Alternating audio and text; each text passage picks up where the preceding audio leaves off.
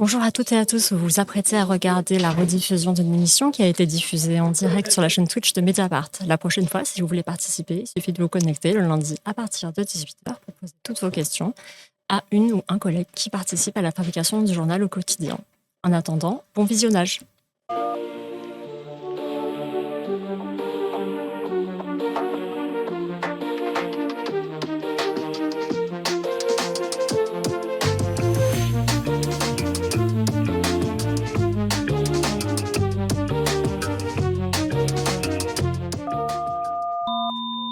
Abonnez-vous.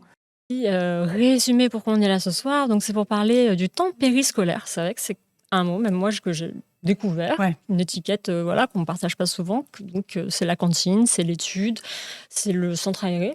Ouais, exactement. Et C'est un ça mot hyper technique qui fait pas du tout envie. On n'a pas envie de Non. le lire. Et puis on ne sait pas Ouais, forcément en c'est tant vrai. que parent qui est employé, est-ce que ce sont des personnes qui dépendent de l'éducation nationale ou autre, mais en tout cas, ce temps représente jusqu'à 40% de la prise en charge des enfants.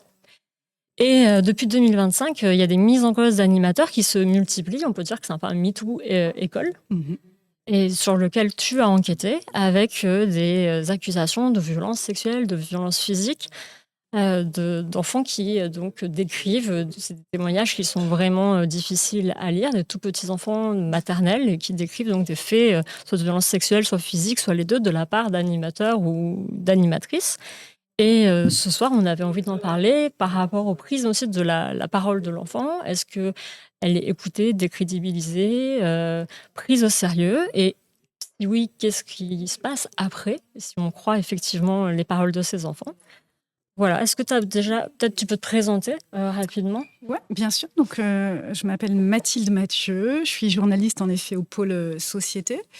Je fais plein de choses différentes à Mediapart, où je suis arrivée dès le début, donc 2008. Donc, ça fait une éternité que je suis là, mais une éternité, voilà, géniale, sympathique, puisque je suis passée par le service politique, où je me suis occupée longtemps du Parlement. Le service enquête, où je me suis occupée de la corruption, de l'argent des élus, de l'argent des campagnes électorales, d'affaires comme Balkany, Fillon, des conflits d'intérêts, des détournements de fonds au Parlement, des emplois familiaux, voilà, tout ça. Après, j'ai été membre de la direction éditoriale élargie en tant que responsable du pôle société. Je me suis occupée aussi un peu de migration. Et puis, quand j'ai quitté la chefferie et que j'ai voulu reprendre l'écriture, j'ai proposé de créer une rubrique qui soit entièrement dédiée aux droits des enfants et aux violences qui leur sont faites. On l'a intitulé un peu comme ça. Donc, il y a plein de choses qui peuvent rentrer dedans, mais en fait, très vite, je me suis consacrée aux violences faites aux enfants. Donc, les violences physiques, les infanticides et les violences sexuelles aussi. Mais pas que, je m'occupe aussi de la délinquance des mineurs. On a fait une série très chouette à plusieurs mains, là, très intéressante, je trouve, sur le narcotrafic et les mineurs. Voilà, donc ça peut englober plein de sujets. La création de cette rubrique, ça colle aussi au fait que dans la société civile, c'est une thématique qui est de plus en plus investie, avec plein de collectifs intéressants qui se créent, qui mobilisent de plus en plus, des manifs enfantistes, etc. Et des notions qui apparaissent dans le débat public, l'adultisme, l'enfantisme, etc. Donc voilà, depuis 2 ans, c'est un peu l'effervescence sur ces sujets et c'est très bien. Il y a tellement ce qui demande qu'est-ce que ces affaires disent du traitement que les journaux réservent aux sujets qui touchent les enfants. Est-ce que Mediapart, on est les seuls à faire ce genre de traitement? Alors, sur les violences sexuelles à l'école ou dans le périscolaire, on n'est pas les seuls, mais on est quand même rare dans les médias français à avoir créé cette rubrique qui soit vraiment dédiée à ça. Parce que quand même, historiquement, les médias et Mediapart vraiment en premier lieu, ou quasi, a beaucoup investi sur les violences faites aux femmes.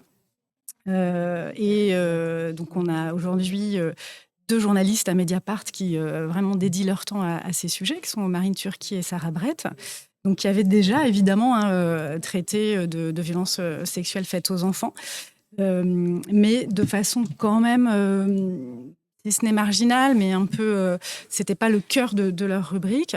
Voilà, moi j'ai eu envie de créer cet espace-là pour parler vraiment uniquement des enfants. Et je dis enfants et jamais ou presque jamais mineurs, Oui. parce que je trouve que le terme est plus approprié. Voilà. Il y a Jalassat qui nous parle de... Donc là, on est sur Paris. La directrice des affaires sociales de Paris, qui gère le périscolaire, a quitté ses fonctions jeudi dernier après 78 suspensions d'animateurs, tous des hommes suspectés d'agression sexuelle sur des enfants. On va en parler, mais peut-être pour commencer sur le moment particulier de la confidence où des enfants arrivent avec des mots ou des gestes à faire comprendre qu'il se passe quelque chose de pas normal à leurs parents. Est-ce que tu peux nous parler de l'affaire Saint-Dominique ? Oui, alors l'affaire Saint-Dominique, donc c'est une affaire à Paris, parce que c'est vrai que là on va parler beaucoup de Paris, mais c'est en fait des violences qu'on retrouve partout en France et dans le périscolaire partout en France. Il y a des spécificités parisiennes, on y reviendra peut-être, mais moi j'ai fait des papiers sur une affaire près de Saint-Étienne, sur un procès qui a été très intéressant et très médiatisé à Nantes. Donc voilà, il n'y a pas que Paris, mais Saint-Dominique, en effet, c'est une école alors publique qui est dans le 7e arrondissement de Paris, sur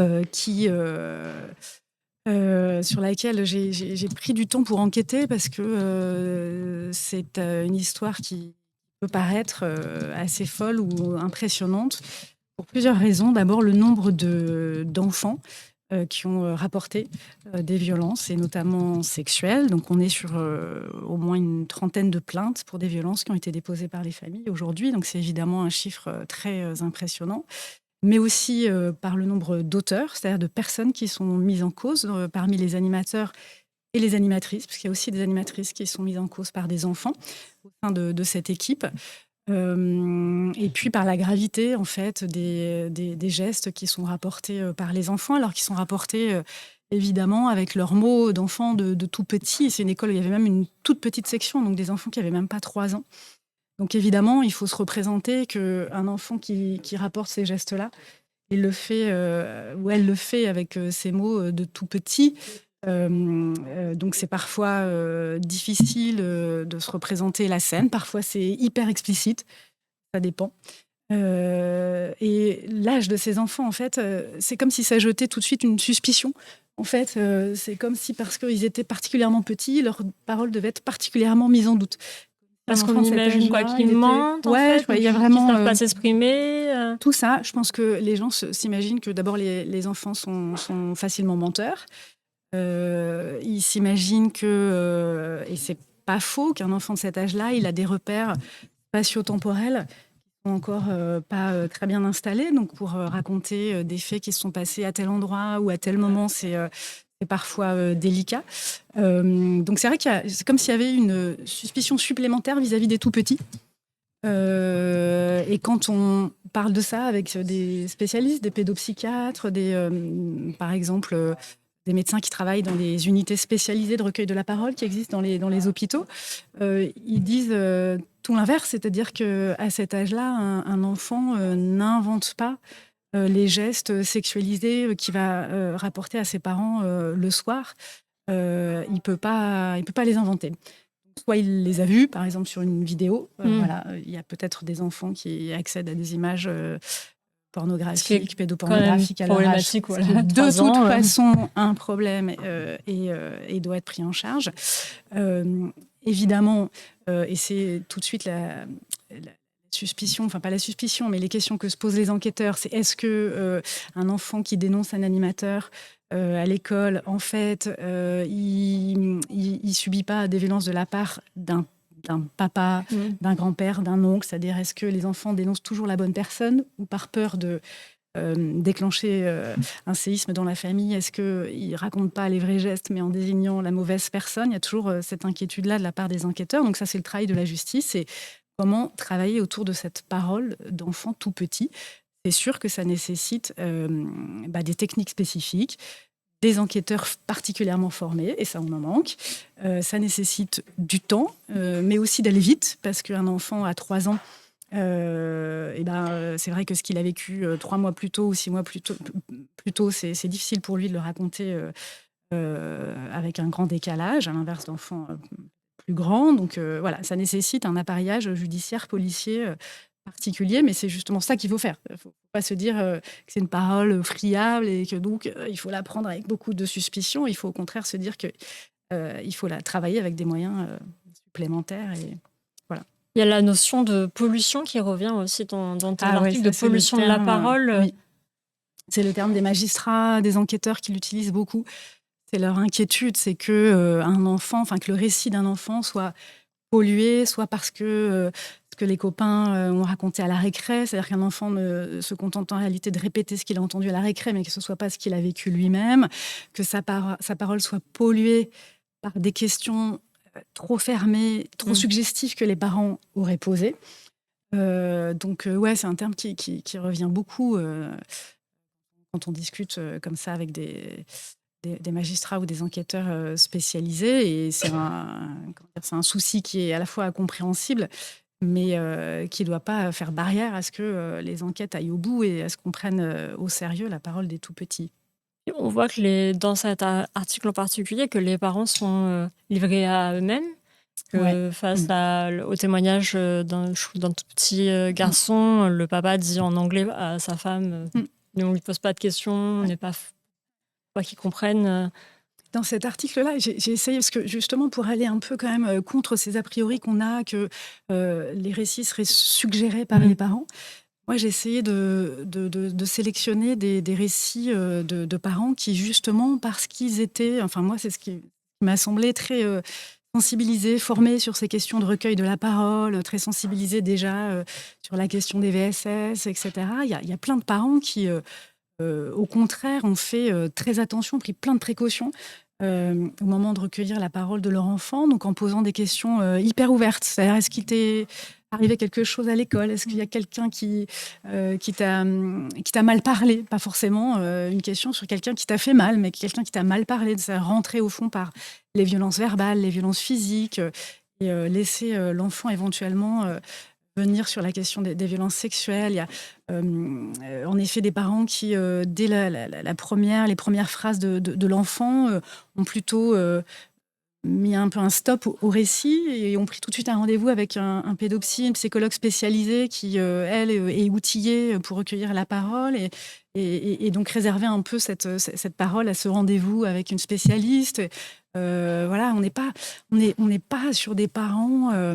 enfin, en tout cas, moi, ceux que j'ai rencontrés, c'est vraiment des parents qui ont pris beaucoup de précautions, y compris anticipant les suspicions ou les doutes des enquêteurs. C'est quand même quelque chose qui rentre, qui rentrait dans le débat public, dont les parents ont conscience. Donc, pas sur des parents... c'est l'image que ça peut être, mais des parents zinzins qui auraient fait n'importe quoi avec leur enfant. J'ai en tête comme ça un couple dont les deux enfants ont dénoncé des violences sexuelles dans cette école et qui ont pris soin, en fait, au premier soir des révélations, de les interroger séparément, chacun dans leur chambre, pour pas que le récit d'un enfant puisse influencer le récit de l'autre. Donc, ils ont pris plein de précautions comme ça. Donc, voilà, les enquêteurs ensuite verront comment ils travaillent cette matière-là, mais moi, j'ai plutôt été frappée par ça, et j'ai plutôt aussi été frappée par une forme de parfois même de déni. Il y a une première phase où en fait on dit souvent les enfants se précipitent ou encouragent leurs enfants à dénoncer des violences sexuelles.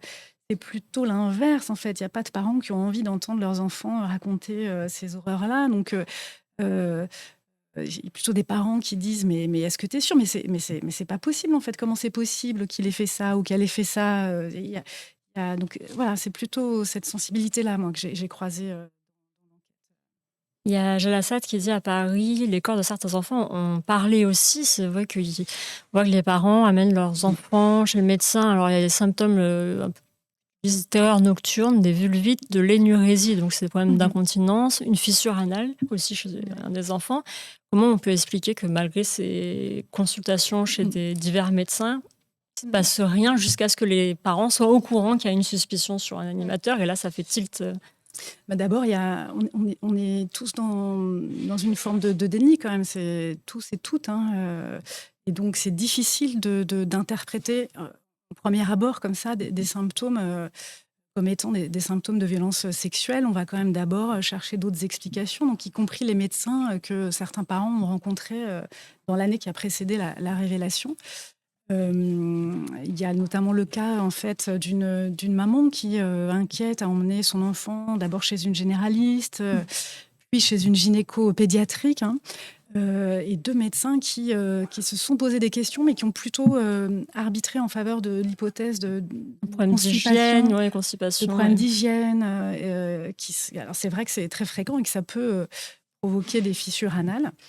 Et la maman raconte très bien que ça l'a rassurée au fond et que ça lui a permis de mettre un peu de côté ses inquiétudes, et qu'il y a plein de mères en particulier, plus que des pères d'ailleurs, qui disent mais on avait peur d'être prise pour des hystériques, pour des folles, on avait peur d'être considérés comme des parano. Donc au fond, même quand on avait des doutes, des suspicions, on pouvait avoir tendance à les écarter ou à ne pas oser les formuler, les verbaliser à l'intérieur de l'école.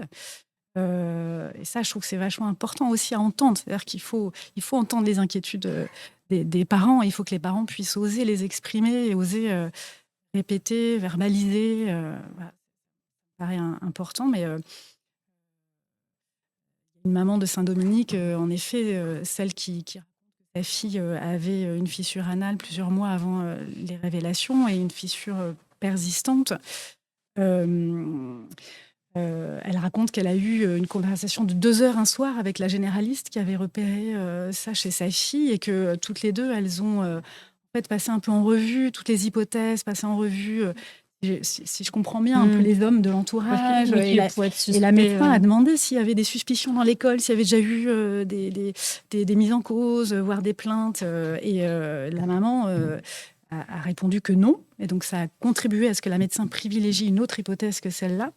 Et en fait, on s'est rendu compte qu'à ce moment-là, en réalité, il y a une plainte qui avait déjà été déposée par une famille qui visait l'ancien responsable du périscolaire à l'école, mais que cette plainte, elle avait été cachée aux parents, aux familles, à la demande des institutions, pour dire un peu vite, donc à la demande des services périscolaires de la ville de Paris, à la demande, semble-t-il aussi, même s'il le démente aujourd'hui, de l'équipe de Rachida Dati, qui aurait demandé à ce que cette information reste cantonnée aux parents élus dans l'école.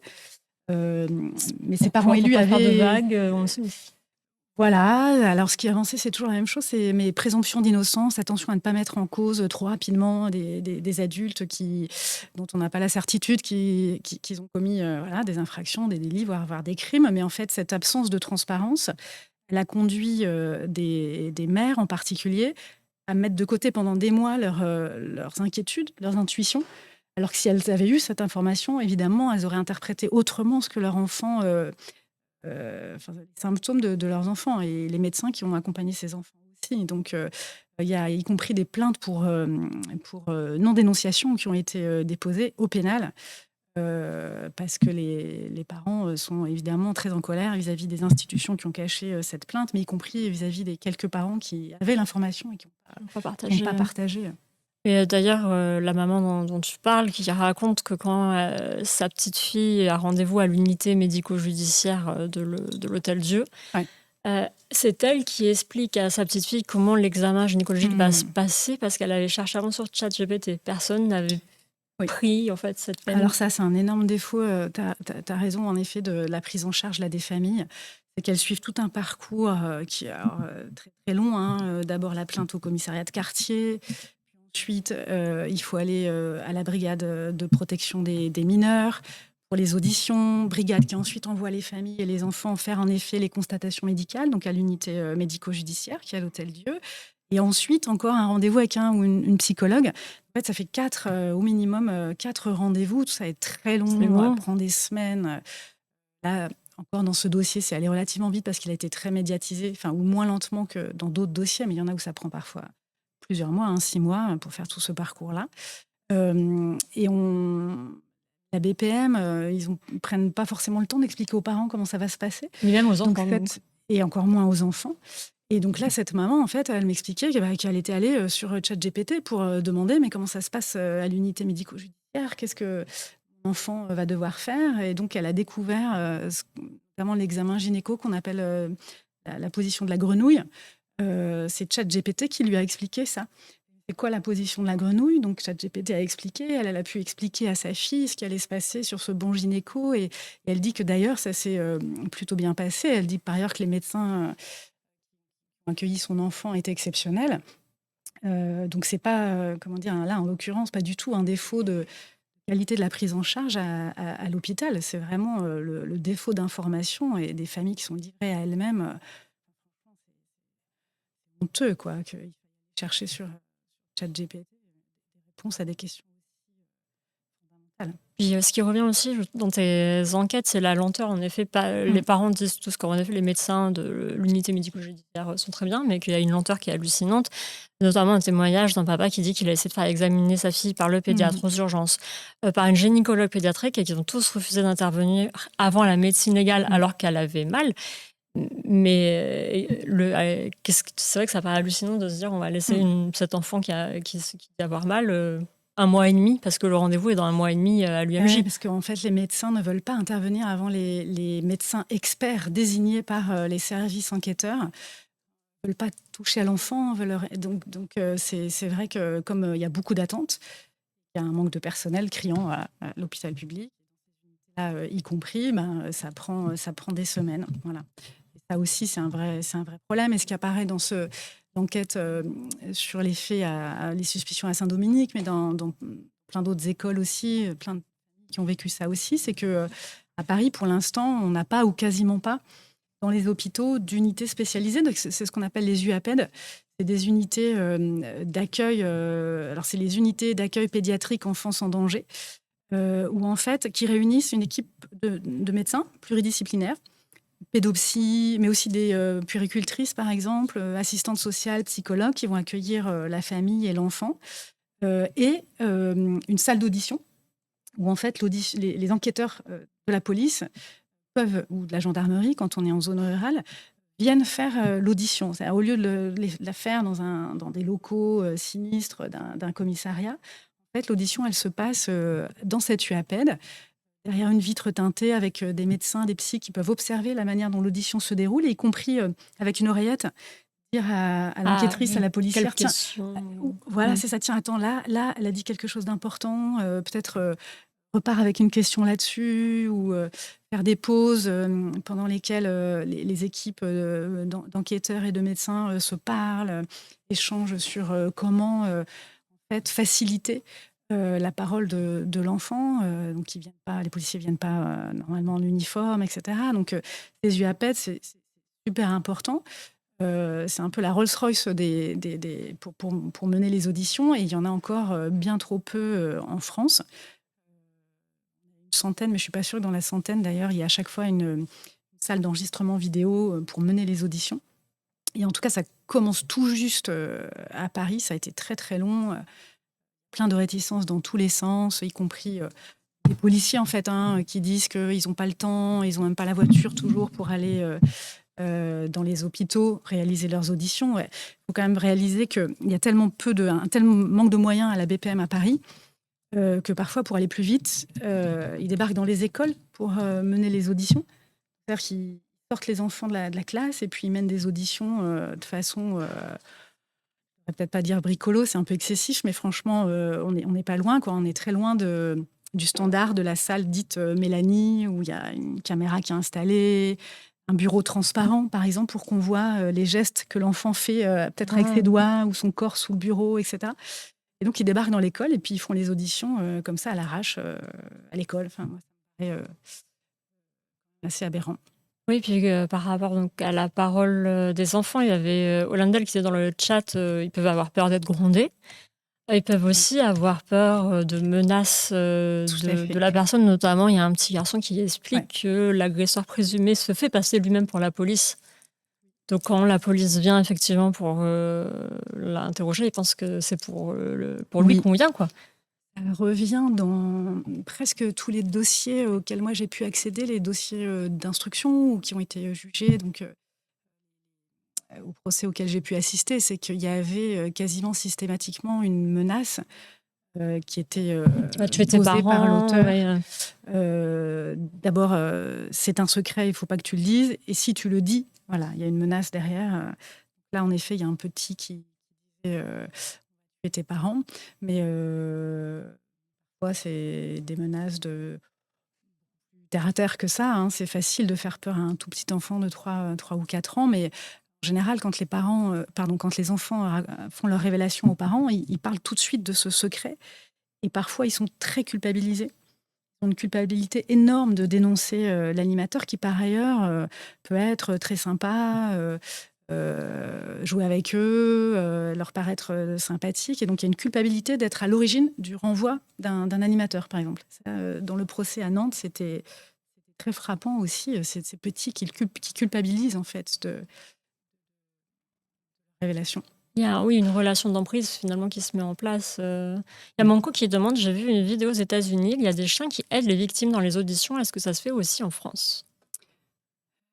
J'ai peur de Pour dire une détendre bêtise, l'atmosphère j'en ai et... pas entendu parler. C'est possible qu'il y en ait dans certaines UAPED. Je sais que la présidente de l'association La Voix de l'Enfant, partout où elle se rend, elle y va avec un chien d'aide aux victimes. Et en tout cas, on a vu les chiens dans des procès qui viennent aider, accompagner les victimes pour témoigner à la barre. Donc on l'a vu par exemple au procès des victimes, enfin au procès de Le Squarneck, là, ce chirurgien pédocriminel qui a fait des centaines de victimes. Il y avait plusieurs chiens d'aide aux victimes qui étaient là et qui font du bien en fait, qui sont soit dans la salle du procès, qui se baladent un peu entre les bancs, soit qui sont carrément qui s'assoient à la barre où viennent témoigner les victimes. C'est intéressant. Je ne sais pas si ça se fait dans les auditions en commissariat ou gendarmerie, j'en ai jamais entendu écoute, parler. il y a Trollichum qui nous dit dans les commissariats, il peut Ok, y avoir bah, des tu chats vois. et des cochons d'Inde. Ok, Plus facile ok. à gérer, j'imagine, en J'ai termes pas croisé ça d'orgas. encore là, dans les dossiers. On a un témoignage de Amizoa qui dit étant parent élu dans une école qui n'est pas à Paris, je ne comprends pas comment on peut cacher ça. Au contraire, je trouve que c'est notre rôle d'alerter les autres parents. Et oui. Et des fois, alors toujours Trollichum nous dit, des fois c'est les chiens des stupes qui sont utilisés pour rassurer les enfants. Ok. Chien des stupes, ouais, d'accord. Je n'ai pourtant pas la même formation. Non. Je me renseigne. Ah, il y a Zépidou qui nous dit ça existe, mais je ne crois pas que ça soit généralisé. Je connais une avocate qui a un chien d'assistance pour les victimes. Assistance pour les victimes. Et moi, je les vois plutôt intervenir après. Mais Ah, d'accord. je peux... Je remonte parce que je me souviens plus de ton pseudo, mais en tout cas, il y avait une question par rapport à ce qu'il y a un réflexe maintenant ou trop qui paralyse les prises de décision des institutions. Alors, j'espère qu'on est en train d'en sortir un peu, mais alors il y a eu carrément un effet ou trop, ça c'est l'expression utilisée par exemple par Édouard Durand, l'ancien coprésident de la CIVIS, donc la commission indépendante sur l'inceste et la violence sexuelle faite aux enfants, qui est très claire, puisqu'en fait, dans les années qui suivent les acquittements, dans l'affaire Doutreau, on pourra peut-être revenir sur l'affaire elle-même, mais il y a une chute. On peut, si tu veux, rapidement, Ouais. peut-être pour les gens qui sont trop jeunes pour connaître. Qui sont trop jeunes, oui. Alors, l'affaire Doutreau, on a beaucoup retenu qu'il y avait eu énormément d'acquittements, puisqu'il y avait une grosse dizaine de personnes qui étaient accusées de violences sexuelles sur des enfants. Donc, il y avait des violences incestueuses, il y avait des voisins, il y avait... et donc, on a beaucoup retenu qu'il y avait eu énormément d'acquittements, notamment en appel, compris de personnes qui avaient reconnu les faits en première instance. C'est important quand même de le dire. Mais en réalité, le souvenir, ce qu'il en reste, c'est un peu déformé, parce que la réalité, c'est quand même aussi ou d'abord qu'il y a 12 enfants qui ont été définitivement reconnus comme victimes à l'issue des procès. Et donc, pour certains, on ne connaît toujours pas l'identité de l'agresseur. En tout cas, la justice n'a pas mis forcément en face l'agresseur en face de l'enfant victime, mais il y a 12 enfants qui sont reconnus victimes, donc on est très loin on parle souvent d'un fiasco judiciaire, c'est vrai, dans le sens où l'affaire a été mal instruite, il y a eu plein de problèmes autour des expertises, et que de fait, ça a abouti à beaucoup d'acquittements. Donc, mais la réalité, c'est qu'il y a quand même 12 enfants victimes et que le fiasco, c'est d'abord c'est d'abord le fait que la justice n'a pas traité correctement ces enfants et n'a pas toujours su identifier leur agresseur. Mais après Outreau, il y a eu en effet une chute du nombre de condamnations pour violences sexuelles, notamment viol sur les mineurs. En France, assez impressionnant. Je crois que dans le rapport de la CIVIS, il chiffrait sur quelques années à moins 20%. C'était énorme, oui. Donc il y a un effet Outreau qui est indéniable et qu'on peut attribuer à une forme d'autocensure, au fond, des magistrats après cette affaire-là, puisque je vous souvenez, hein, le juge d'instruction, dans ce dossier, euh, il y a eu une commission d'enquête. Enfin, ça a été évidemment horrible pour lui et probablement pour les magistrats parquets ou les magistrats instructeurs qui gèrent ce type de dossier. C'était compliqué de Ah, voilà. derrière. En 2018, une analyse du service statistique de la chancellerie montre une baisse de 40% des condamnations pour viol et agressions sexuelles entre 2005 et 2016, les exigences en matière de preuves étant devenues plus fortes depuis l'affaire Outreau. Donc, ça dépend des années Ouais. sur une période un petit peu plus courte. Voilà. En gros, c'est une chute Énorme. massive, en tout cas des condamnations. Donc, c'est ce qu'on a appelé l'affaire d'Outreau. Et c'est vrai que ce qui en est resté, c'est l'idée que les enfants sont des menteurs et qu'il faut faire preuve d'une prudence extrême dans ces dossiers. Mais bon, le résultat, c'est qu'il y a quelques années encore, on était donc sur 80% des plaintes qui aboutissaient à un classement sans suite. Et seulement une plainte sur 6 qui aboutit à une condamnation. Alors, non pas parce que dans tous ces cas-là, les révélations des enfants étaient fausses ou mensongères, mais parce que la justice n'a pas su travailler de sorte qu'elle aboutisse à identifier les auteurs, à rassembler les éléments probatoires suffisants. Là, le fiasco, en réalité, il est sur toute cette partie des violences qui ne sont jamais condamnées.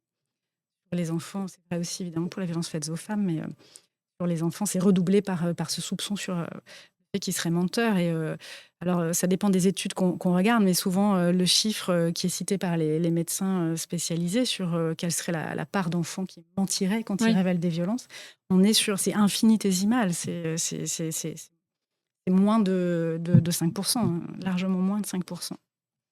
On avait une question de Yorilex. Comment ça se fait qu'un adulte puisse se retrouver seul avec un enfant encore aujourd'hui avec tout ce qu'on sait? Parce qu'on imagine bien que pour qu'il y ait ce genre d'agissement, il faut pouvoir mettre à l'écart l'enfant. Oui, tout à fait. Alors, en effet, par exemple, à Paris, il y a un manuel il y a des consignes qui sont données aux animateurs, aux animatrices. Ils n'ont pas le droit de prendre les enfants sur les genoux. Théoriquement, ils ne sont pas censés les emmener tout seuls aux toilettes, par exemple. La réalité, c'est ces équipes périscolaires sont en sous-effectif permanent. Donc, en fait, les équipes bricolent beaucoup. Et donc, évidemment, que des pédocriminels savent trouver les failles, les moments où ils peuvent se retrouver seuls avec un ou des enfants. Puisque dans pas mal de dossiers, d'ailleurs, les passages à l'acte sont faits devant d'autres enfants qui sont témoins. Et être témoin, c'est aussi évidemment une violence. Et donc, c'est vrai à Saint-Dominique, mais dans d'autres, notamment à Nantes, il y a des enfants qui ont raconté ce qu'ils ont vu en tant que témoins. Et pas seulement en tant que victime.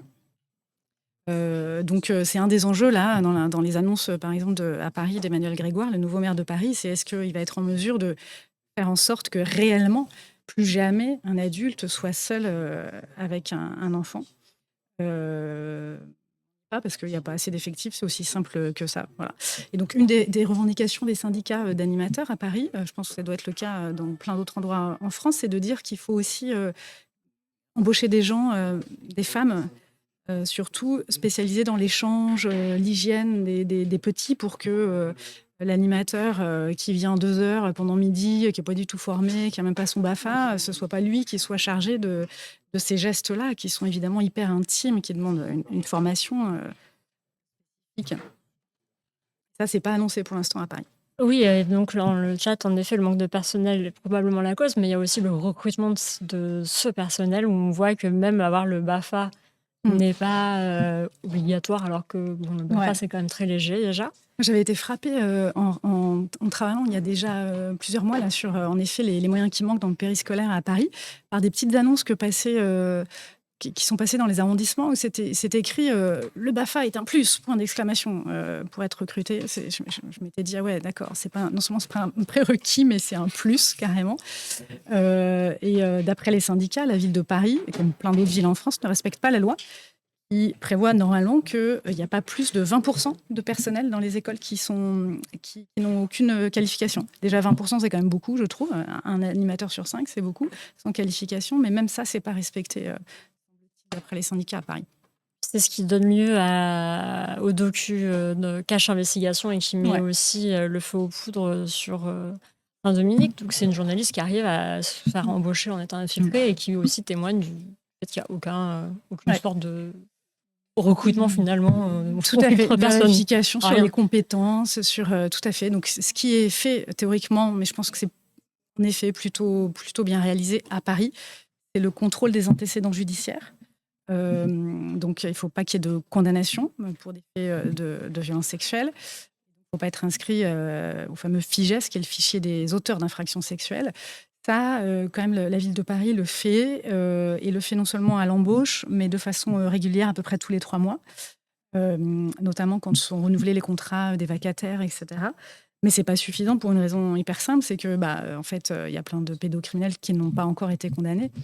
Donc, évidemment, ça filtre pas suffisamment. Et donc, comme tu dis, en fait, il faut une détection beaucoup plus fine au moment des entretiens d'embauche. Donc, un des trucs qui a été mis en place depuis le scandale à Paris, c'est que les entretiens, normalement, maintenant, se font à 2 et plus en tête-à-tête, comme c'était le cas avant. Et c'est vrai qu'il y a plein de journalistes à Paris, comme dans d'autres villes, qui ont réussi à s'infiltrer comme ça, à se faire embaucher en quelques heures comme animatrice ou animateur du périscolaire. Pour certains, avant que les vérifications sur le casier aient pu avoir lieu. C'est-à-dire en gros du matin pour le soir même, quoi. Enfin pour l'après-midi même. Il y a aussi, je pense à cet article qui date de 2025 que tu as écrit, qui se passe cette fois-ci à Saint-Étienne, donc sur un animateur qui visionnait de la pédopornographie. La justice le savait. Néanmoins, il a pu continuer à travailler en école maternelle jusqu'à être accusé de viol. Donc là aussi, on se dit, même quand il y a un comportement plus que suspect. Oui. Alors là, en effet, c'était un tout jeune garçon, si je me souviens, il était en alternance. Ça fait élève de bac pro, service à la personne de 19 ans, en alternance. Et en fait, en effet, il a été repéré pour la détention de fichiers pédoporno. En fait, son procès devait avoir lieu, mais dans l'entre-deux, il n'avait pas de contrôle judiciaire, donc pas de possibilité de lui interdire tout contact avec des mineurs. Et donc, il s'est fait réembaucher, je crois, en alternance dans la même école maternelle. Il a pu être en contact avec des mineurs avant que son procès ait lieu et donc avant toute condamnation. Et il serait passé à l'acte. En tout cas, il est mis en examen pour agression sexuelle sur un tout petit enfant de 3 ans. Tout à fait. Je jette un coup d'œil sur le chat. On a un témoignage de Amisoa qui nous dit pour le témoignage: j'ai accompagné la classe de grande section de ma fille à la piscine. Donc à un moment, les enfants sont nus, évidemment, et c'est très gênant, j'ai trouvé. Certains enfants sont gênés aussi, mais d'autres pas du tout. Et si besoin d'aller aux toilettes, un adulte se trouve seul avec l'enfant. Donc oui, ça peut être une opportunité pour une agression. Et il y a Fonfo Anilois qui dit: j'étais animateur. Le problème, c'est que c'est un métier, mais que l'embauche se fait comme un job. Boulot étudiant, aucune évolution salariale de carrière. Celles et ceux qui le sont encore passé 40 ans ont mon respect, car la passion peut rester intacte dans cette vocation. Mais les salaires ne suivent pas. Au bout de 20 ans, tu es encore au SMIC. Ouais, c'est peut-être l'occasion de dire, pour aller dans son sens, parce qu'on parle beaucoup du coup des animateurs qui posent plus que problème, qui sont violents, voire pédocriminels, mais il y a aussi plein d'animateurs, d'animatrices qui font un boulot formidable et qui d'ailleurs se mobilisent là, soit pour dans leur collectif, soit de façon syndicale, soit pour informer la presse aussi des insuffisances dans le système périscolaire à Paris ou ailleurs. Hein. Donc évidemment, on parle d'une toute petite minorité d'animateurs, d'animatrices qui posent gravement problème. C'est pas. Tu avais aussi documenté, je me souviens, c'était une directrice d'école, je crois, qui se retrouve écartée parce qu'elle aurait fait un signalement trop rapide. C'est-à-dire qu'il y a quand même des gens dans le système qui essayent de tirer la sonnette d'alarme. Ouais. Tout à fait. Et ça, on le retrouve quand même dans à peu près tous les dossiers. C'est pareil, une fois qu'ils sont instruits ou jugés, c'est qu'il y a quasiment toujours quelqu'un qui a signalé Pas forcément les faits hyper graves pour lesquels la personne est jugée, mais en tout cas des signaux faibles ou des alertes qui auraient dû conduire soit à ce que la personne soit écartée, soit à ce qu'elle soit recadrée, en tout cas qu'elle soit placée sous surveillance. Moi, je suis plutôt partisane d'une politique, zéro. Voilà, il y a un geste de trop ou des cris, il faut écarter, principe de précaution. Donc oui, là, t'as ressorti un papier. Oui, alors, en plus, ça, c'est dans l'école Baudin à Paris où un animateur a été mis en cause pour des agressions sexuelles et du harcèlement sexuel d'ailleurs sur ses collègues aussi, sur certaines de ses collègues. Il sera jugé là dans quelques semaines à Paris. Là, il y avait, c'est pareil, il y a eu une alerte d'une maman qui avait fait remonter le récit de son enfant. Et ça n'a pas été pris en considération par l'équipe périscolaire ni par le directeur de l'école. Et il se trouve, et ça m'avait frappé, qu'il y avait déjà eu 10 ans plus tôt, même un peu moins de 10 ans plus tôt, dans cette même école, la mise en cause d'un enseignant à l'époque, un enfant qui avait rapporté des gestes qui caractérisaient, dans mon souvenir, une agression sexuelle. Et la directrice, je crois juste avant les vacances, qui avait reçu ces éléments, avait choisi de signaler immédiatement, sans attendre l'aval de sa hiérarchie. Et en fait, ça lui a été reproché d'être allé trop vite. Il lui a été reproché, je cite de mémoire, d'avoir agi sur la base de rumeurs, ce qui est complètement délirant, puisqu'en fait, le témoignage de l'enfant était assez circonstancié, de mémoire daté, les gestes assez précis, etc. Donc en fait, elle avait même l'obligation de faire ce signalement et de le faire le plus vite possible dès lors qu'il y avait une vraisemblance. C'est la loi. C'est la loi, exactement. Donc c'est le fameux article 40 du Code de procédure pénale qui dit qu'il faut agir sans délai. Ouais, tu l'as ressorti. Et la jurisprudence précise qu'il suffit d'un degré suffisant de vraisemblance pour que cette obligation s'impose aux fonctionnaires. Donc elle, il me semble qu'elle avait rempli tout à fait son office et même elle aurait été en infraction avec la loi si elle ne l'avait pas fait. Mais sa hiérarchie, il y avait par ailleurs d'autres choses à lui reprocher, donc il s'était un peu aussi saisi de cet événement comme d'un prétexte, mais lui avait clairement fait savoir qu'elle était allée trop vite, qu'elle avait mal fait, qu'il fallait qu'elle attende l'avis de sa hiérarchie. Et donc, elle a perdu son poste de direction, cette dame. Je me souviens plus, mais il y avait aussi ça me frappe, pardon, excuse-moi. Oui. Et c'est fou de se dire qu'en fait, il y a une mémoire de ce précédent dans cette école, en tout cas dans le quartier, parce que moi, c'est des gens qui me l'ont raconté. Et donc, en fait, moi, je pense que ça crée une forme de traumatisme chez des agents ou des personnels qui seraient tentés de signaler quelque chose quand on sait qu'en fait, on est quasiment sanctionné quand on le fait. Évidemment, ça incite pas. Je ne me souviens plus dans lequel étaient les articles, mais je crois qu'il y a une animatrice qui s'appelle Louane aussi, qui avait essayé d'alerter, qui se retrouve finalement sanctionnée alors qu'elle a le soutien des parents. Ça se retrouve très souvent. Et dans le procès de Nantes, là où l'animateur a été condamné pour des violences sexuelles sur 12 enfants, donc c'était en janvier, là, il y a quelques mois. Pareil, il y avait eu des alertes, mais hyper graves en plus, puisqu'en fait, il avait embrassé une toute jeune fille qui était en 6e, qui venait, elle avait 11 ans. C'est ça, qui venait chercher son petit frère, et à travers le grillage de l'école. Et cette toute jeune fille l'avait raconté aussitôt à sa mère, qui l'avait aussitôt relayé. Et en fait, il a été déplacé, il a été changé d'école. Et donc, après avoir fait des victimes dans sa première école, sur son premier poste, il allait en faire dans l'école d'à côté. Donc là, un bisou sur la bouche, c'est une agression sexuelle sur mineur de moins de 15 ans. Je veux dire, c'est éjecté aussitôt, quoi. Enfin, en tout cas, suspendu dans un premier temps, le temps de l'enquête judiciaire. Et puis ensuite, une interdiction de travailler avec des enfants, ça paraît évident. Là, c'est pas le choix qui avait été fait. La catastrophe à l'arrivée. 12 victimes reconnues par la justice. En première instance, il a fait appel. Il y avait une question par rapport au cas parisien. Est-ce qu'on peut parler du rôle d'Emmanuelle d'Auvergne, conseillère de Rachida Dati et maire du 7e arrondissement dans le cadre de ce scandale? C'est vrai que c'est politique aussi. Oui, alors bon, comme Rachida Dati a perdu, c'est un petit peu derrière nous maintenant, mais peut-être pas, parce que peut-être que d'ailleurs, dans les plaintes pour non-dénonciation que les parents ont déposées, je ne sais pas si elle sera visée à un moment donné, mais donc Madame d'Auvergne, c'est vraiment la conseillère spéciale de Rachida Dati qui la suit partout. Elle était d'ailleurs à son cabinet au ministère de la Culture et elle était en charge des affaires scolaires, périscolaires dans le 7e arrondissement. Rachida Dati est maire, et toujours maire, elle a été réélue. Et donc, Emmanuelle d'Auvergne, elle a suivi de près les premières suspicions dans cette école Saint-Dominique. Et donc, elle a notamment été mise au courant, comme la ville de Paris. Hein. Il faut quand même redire que Oui. la responsabilité, c'est d'abord celle des services de la ville de Paris, mais elle a été mise au courant du fait qu'un animateur hurlait sur les enfants, était humiliant, etc. Et c'était un animateur qui était jusque-là vacataire et qui était en phase de titularisation, mais qui était donc en stage. Et il a été choisi, il a été décidé de le changer d'école. Donc là aussi, hop, on déplace le problème. On déplace le problème. C'est bien connu. Et donc, il est passé du 7e arrondissement au 15e. Et ça, c'est une décision qui relève de la ville de Paris. Mais Emmanuelle d'Auvergne, qui était tout à fait informée, notamment de ces hurlements, enfin de cette conduite complètement inappropriée, elle aussi est intervenue. Alors elle nous a raconté, elle dit, mais moi je suis intervenue pour le dégager du 7e, j'en veux pas dans mon arrondissement. Donc elle dit, moi je suis pas responsable de là où il atterrit, s'il atterrit dans l'arrondissement d'à côté, moi j'en voulais pas chez moi. Elle est intervenue non pas pour faire en sorte, ou en tout cas pour faire pression sur la ville pour qu'il soit licencié, mais soit déplacé.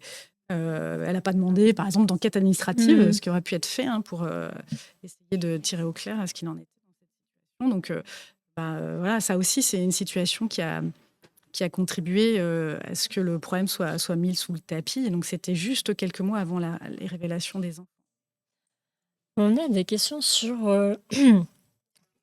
donc, on fait ce constat d'un manque de personnel dans le périscolaire.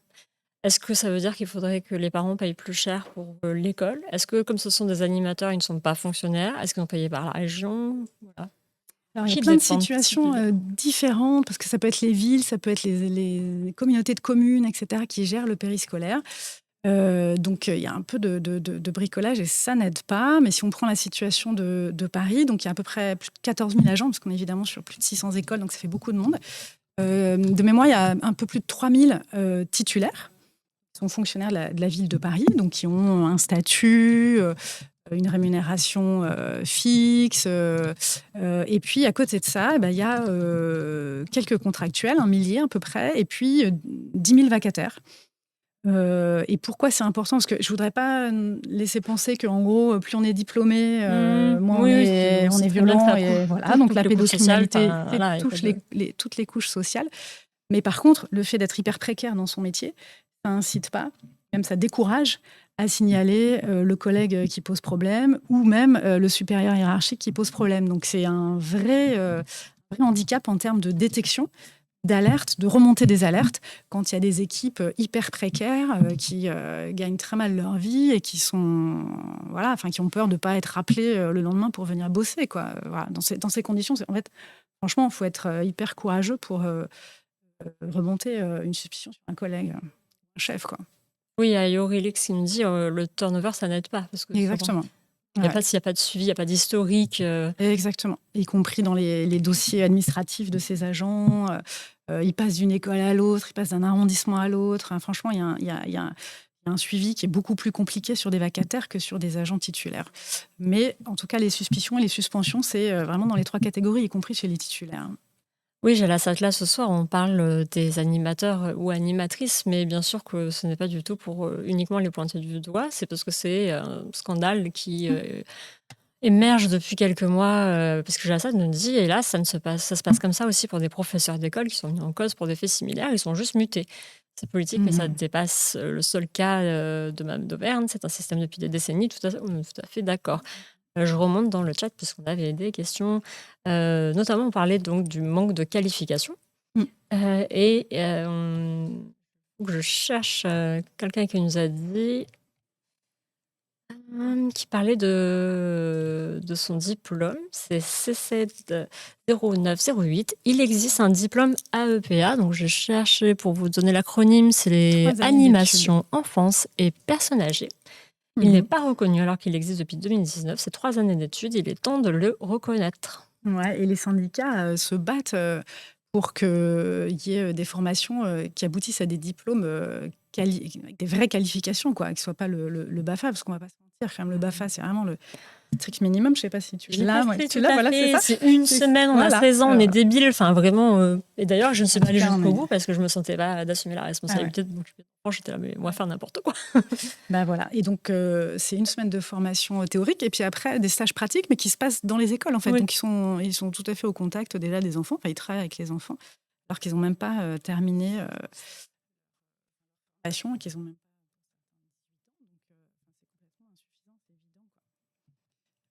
Et donc, ouais, c'est une des revendications. Là, demain, il y a à Paris un conseil de Paris spécial périscolaire.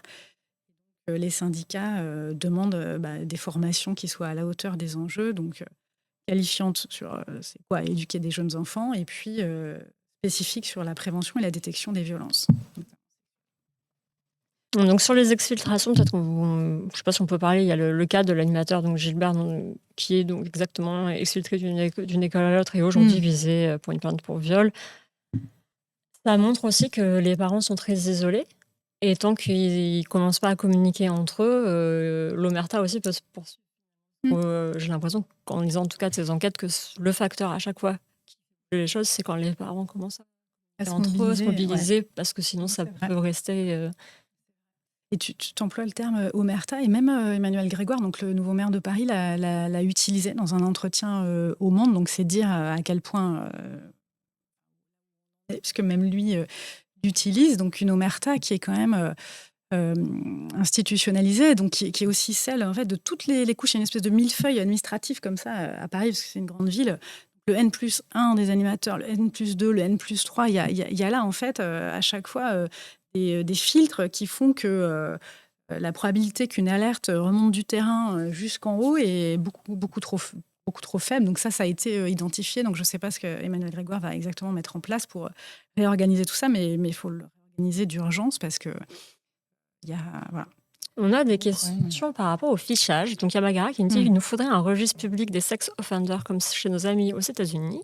C'est pas Fanfani Loi, c'est Jalassat qui nous dit qu'il y a également la question du fichage de ces animateurs défaillants, puisque la plupart avaient déjà été signalés et virés pour cette raison. Ils ont quand même été embauchés dans d'autres écoles. Est-ce que c'est des infos qui peuvent être accessibles lors du recrutement?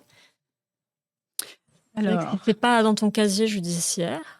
Si, mettons, voilà, c'est une sanction de ton employeur, juste il te vire.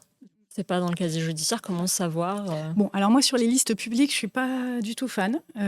Sur la transparence, sur les condamnations des personnes, ça me semble quand même être encore une donnez-nous votre avis, hein, mais une atteinte beaucoup trop importante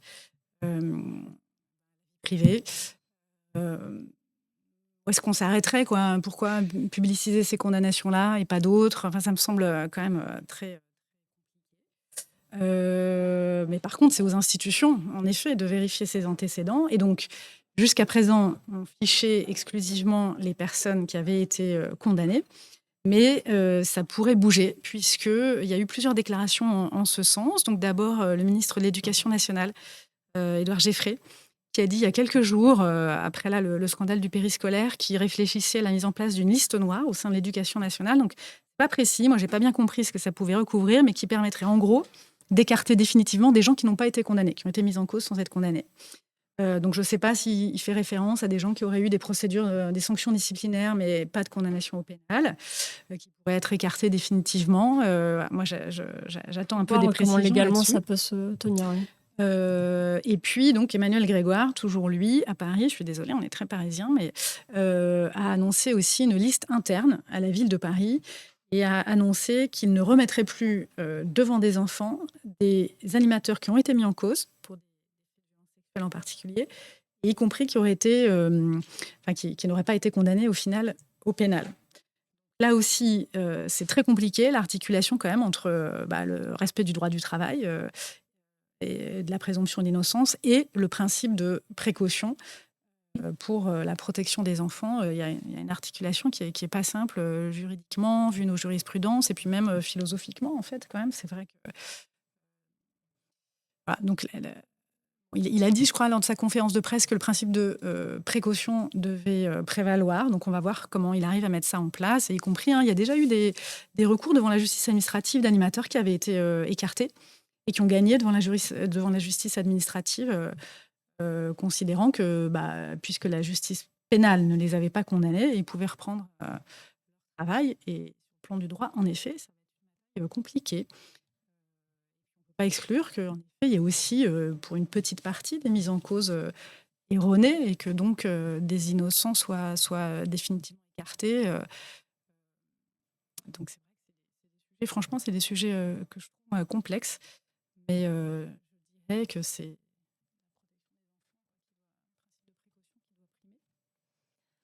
On a un témoignage de C70908 en province. Des centres accueillent des enfants sans déclaration, sans inspection.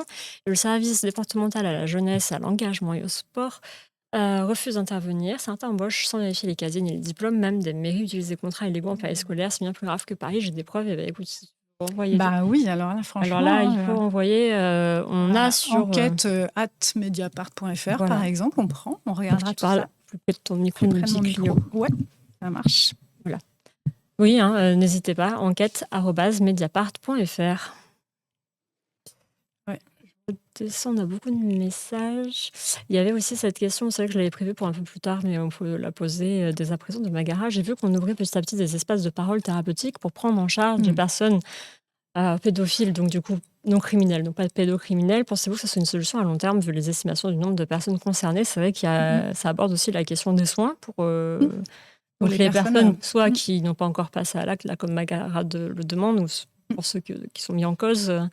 Tout à fait. Alors, il y a des choses qui existent. Ce sont les CRIAPS, qui sont des centres de ressources pour les personnes qui ont des tendances pédophiles et qui ne sont donc pas, comme tu le dis, passées à l'acte. Parce qu'évidemment, ça fait partie de la prévention, en fait, de tenter de les aider, de les accompagner, que ces personnes soient suivies. On a fait, il y a quelque temps, une interview justement de la présidente de la fédération des CRIAFS. C'est comme ça que tu l'écris? Ouais, c'est ça. Si tu vas voir, c'est exactement ça. Qui disait, qui est psychiatre, pardon, et qui expliquait que la France était très en retard dans l'investissement sur la prévention vis-à-vis des auteurs potentiels. On l'avait interrogé au moment du scandale des poupées pédocriminelles. Oui. Alors, ouais, je vais le chercher, je me souviens de l'article. Et tu vas trouver. Et c'est intéressant parce qu'elle expliquait qu'en fait, c'est comme si en France, au prétexte que les victimes sont une priorité, c'est une évidence, la prise en charge des victimes, il ne faudrait pas investir sur la prévention du côté des auteurs. C'est pas celui-ci, mais tu vas le trouver en lien. Tac. C'est pas celui-là, ça va être encore plus bas aussi. Et donc, en fait, on investit, mais des sommes qui sont absolument ridicules. Donc, par exemple, il existe un numéro que les personnes peuvent appeler, qui ont peur qui ont peur de passer à l'acte. Et ce numéro, il est complètement sous-financé. Il n'y a quasiment pas de campagne de communication pour le faire connaître. Donc, je crois de mémoire, que sur l'année passée, on était sur à peu près 3000 appels. Mais c'est très insuffisant. Voilà, il y a vraiment un sous-investissement en France en termes de financement public pour les associations, pour les centres qui s'occupent de ces personnes. C'est le numéro STOP, le numéro en question. Et puis un sous-investissement du côté de la recherche sur les auteurs. Il y a des pays anglo-saxons notamment qui ont fait des recherches bien plus poussées, parce qu'en fait, si on ne connaît pas les profils, c'est beaucoup plus difficile d'intervenir et de faire de la prévention. Donc voilà, ça fait partie des choses qui sont quand même un peu poussées là, depuis quelques années. Du côté des associations de victimes, de protection de l'enfance, c'est pas toujours une évidence d'ailleurs. En tout cas, c'est pas leur axe de revendication premier, ça peut se comprendre. Mais du coup, c'est vraiment un sujet qui a pas été peu porté en France. Tard. Oui, le jeune qui se retrouve avec en procès pour les fichiers pédocriminels a une obligation de soins et il explique qu'il ne trouve pas. C'est Je ne savais pas que Ouais. c'était à toi de trouver tout seul ton psychiatre et il explique Ouais. qu'il ne trouve pas de psychiatre qui veut Ouais, prendre c'est en un charge. gros J'imagine problème. en plus que ça doit être un type spécifique si tu n'es pas formé. Ouais. En effet, ouais, c'est toute la problématique des soins qui sont ordonnés par la justice. Il y a eu pendant très longtemps quand même une réticence des psychiatres, en fait. C'est-à-dire que les psychiatres disaient, mais au fond, nous, pour que ça fonctionne, notre travail thérapeutique, il faut que le patient adhère au parcours de soins et d'accompagnement. Et donc, une personne qui se fait imposer ces soins-là et qui arrive sans avoir envie de le faire, c'est l'échec assuré. Donc, ça sert à quasiment à rien. On a quand même évolué sur le sujet. Donc, il y a des psys qui pensent que ça peut avoir une utilité sur certains profils, pas du tout la totalité. Il y a plein de pédocriminels qui n'ont aucun problème psy, il faut quand même le redire. Mais en effet, la difficulté, c'est que dans les CMP, qui sont les centres psychologique, il y a des files d'attente énormes. Parfois, il faut attendre 2 ans pour être pris en charge. Donc, évidemment, les psychiatres, quand ils doivent, sur leur liste d'attente ou sur leur pile, choisir entre une mineure qui a déjà fait 3 tentatives de suicide et où il y a urgence, et puis une personne condamnée pour détention de fichiers pédoporno qui se voit imposer ses soins mais qui n'a pas envie de venir et où l'efficacité du parcours va être un peu relative, quoi. C'est vite arbitré, quoi. Ouais. Donc, c'est vrai que ces personnes ont du mal à trouver des psys. Et parfois, ils sont pris en charge par des infirmiers psychiatriques ou des infirmières psychiatriques, mais pas par des médecins, faute de médecins. Évidemment, pour aller en libéral, il y a un peu plus de place, mais c'est payant. Donc, Oui, il faut une il n'y a question pas de toujours moyens. tout simplement l'argent pour le faire. Les témoignages, oui, Fanfani Lois qui me dit: «J'étais anime remplaçant, attitré d'un centre de loisirs. J'ai signé Ouais, ouais. 35 CDD en 35. 1 année, avec des contrats à la journée le plus souvent. Mm, Et pour mm, les mm. colonies de vacances, pareil pour le taux de BAFA dans les équipes. Mm, mm, Mais il mm. y a le contrat engagement éducatif. C'est une exception à la législation normale du travail, décision de l'Union européenne. Tu fais payer sur un forfait journalier aux alentours de Ok. 30 € minimum la journée de mémoire. Tu bosses souvent 6 jours sur 7, 12 heures par jour. Ouais. On parlait des diplômes de meilleure formation, mais en effet, Ouais. comme le dit Yorilix, qui serait prêt à faire un bac+3 et avoir des CDD au SMIC toute une vie? Ouais. Un autre témoignage de Lia, qui ici dans l'Hérault, ma compagne a été embauchée en tant que périscolaire dans une école primaire. Elle venait de la restauration, aucune formation avec les enfants. Mm. Une seule journée avec l'ancienne personne sur le poste. Je trouve ça dingue. Elle est 2 jours par semaine seule, avec 20 élèves. Bref, ça paraît léger. 20 élèves, ouais. En plus, Oui, c'est c'est beaucoup pour un une seule adulte pour personne, 18, oui. normalement en élémentaire. C'est pas respecté. Non. D'accord. Ah oui, Canasbo, j'ai vu ton message. Bonjour, je vois bien que vous ne cherchez pas à stigmatiser tous les animateurs, mais pourquoi ne parler de l'animation que lorsqu'il y a ce genre de scandale? Il s'agit d'un milieu pro les plus précarisés en France. Parler de ceux qui demandent de mairie, mais qui sont embauchés par des assos, la plupart du temps sont de loisirs écolos. Ils sont encore plus précarisés lorsqu'il y a ils ne demandent même pas le code du travail, mais du code de la... Ils ne dépendent, pardon, même pas du code du travail, mais du code de la famille. Ils sont quasiment pas payés. Oui, alors, comme tu le remarques, Cassandre, l'idée, c'est pas de stigmatiser tous les animateurs. C'est juste qu'il y a un timing avec plusieurs révélations coup sur coup, notamment les 78 animateurs suspendus rien qu'à Paris. Depuis le 1er janvier. Et c'est pour ça que c'est le sujet de l'émission de ce soir, mais ce n'est pas du tout pour... Voilà, comme l'a dit plusieurs fois Mathilde, on sait que ça ne dépend pas que de ce métier et que de cases en particulier. Ouais. Mais c'est vrai que je suis d'accord que c'est vraiment, tu le disais un peu en intro, le périscolaire ou les centres de loisirs, alors que les enfants, ils passent énormément de temps en réalité.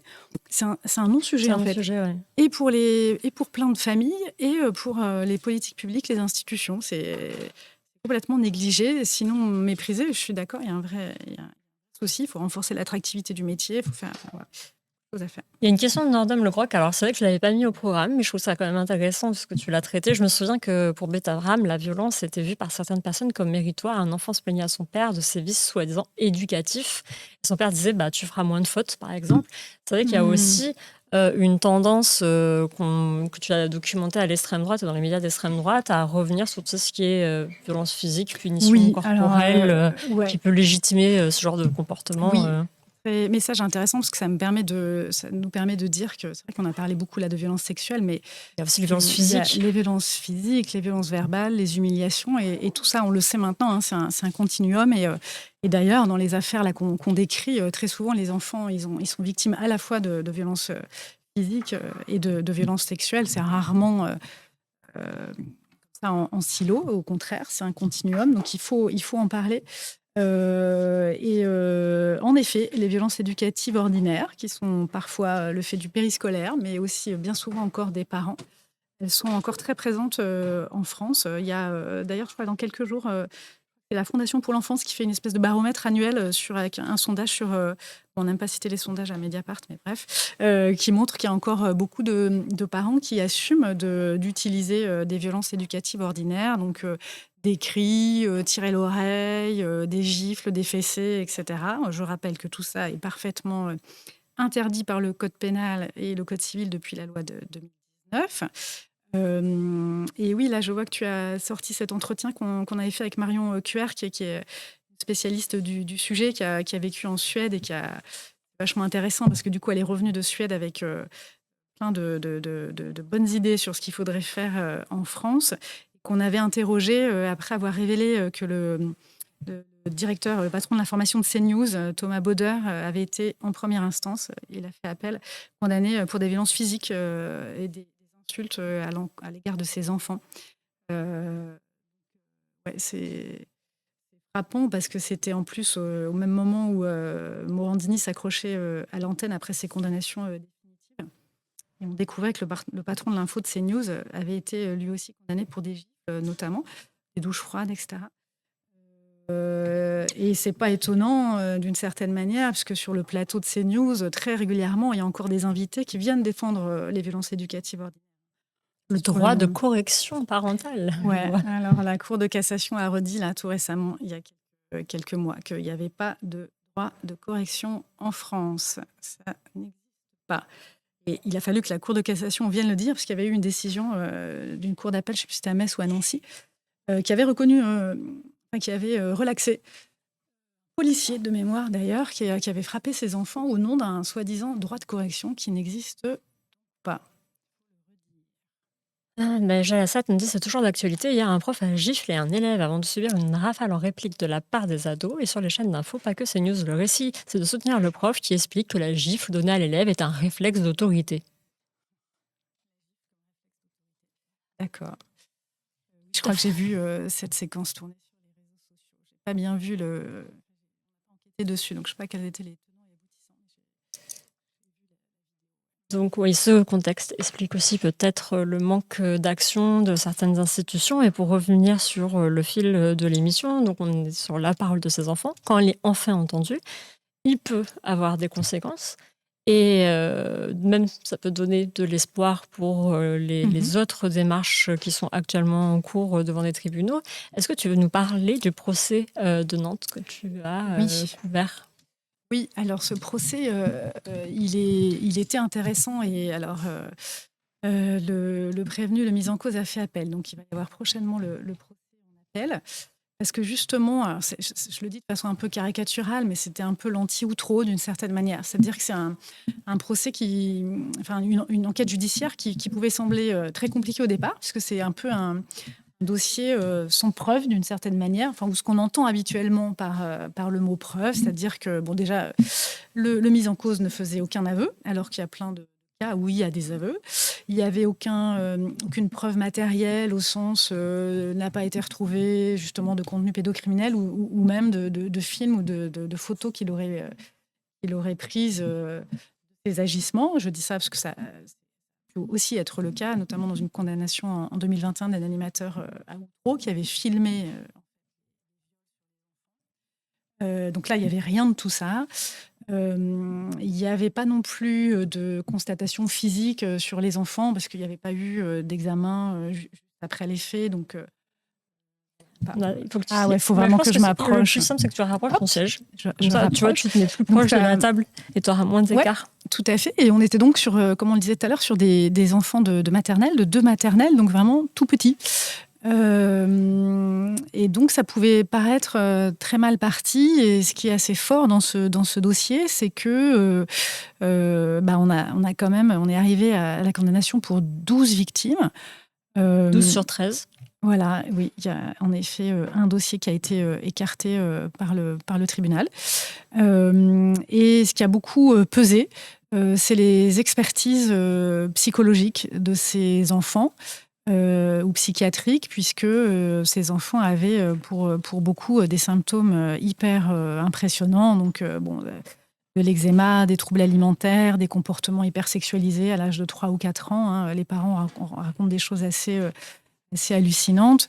En fait, des symptômes de stress post-traumatique hyper lourds. Et donc, en fait, c'est des expertises qui ont pu être faites justement dans des conditions très bonnes, dans les fameuses UAPED, les unités spécialisées là, dont on parlait tout à l'heure. Il se trouve qu'à Nantes, il y a une des premières UAPED, une de ces unités qui fait maintenant référence, qui fonctionnait. Donc les enfants ont pu être examinés là-bas, à la fois par des pédiatres, des psys. Et pour certains d'entre eux, ils ont été examinés quasiment à 2 ans d'intervalle, donc pour montrer aussi la persistance des symptômes. Et donc là, c'est vraiment ce travail d'examen psy qui a pesé et qui est venu attester des traumas. Euh, et donc, alors il y a plusieurs enfants quand même qui ont été écartés. D'ailleurs, le juge d'instruction avait écarté un petit garçon au motif que lui, malgré son récit qui était quand même assez précis, mais lui, il n'avait pas trop de symptômes évidents, donc il avait été écarté. C'est hallucinant.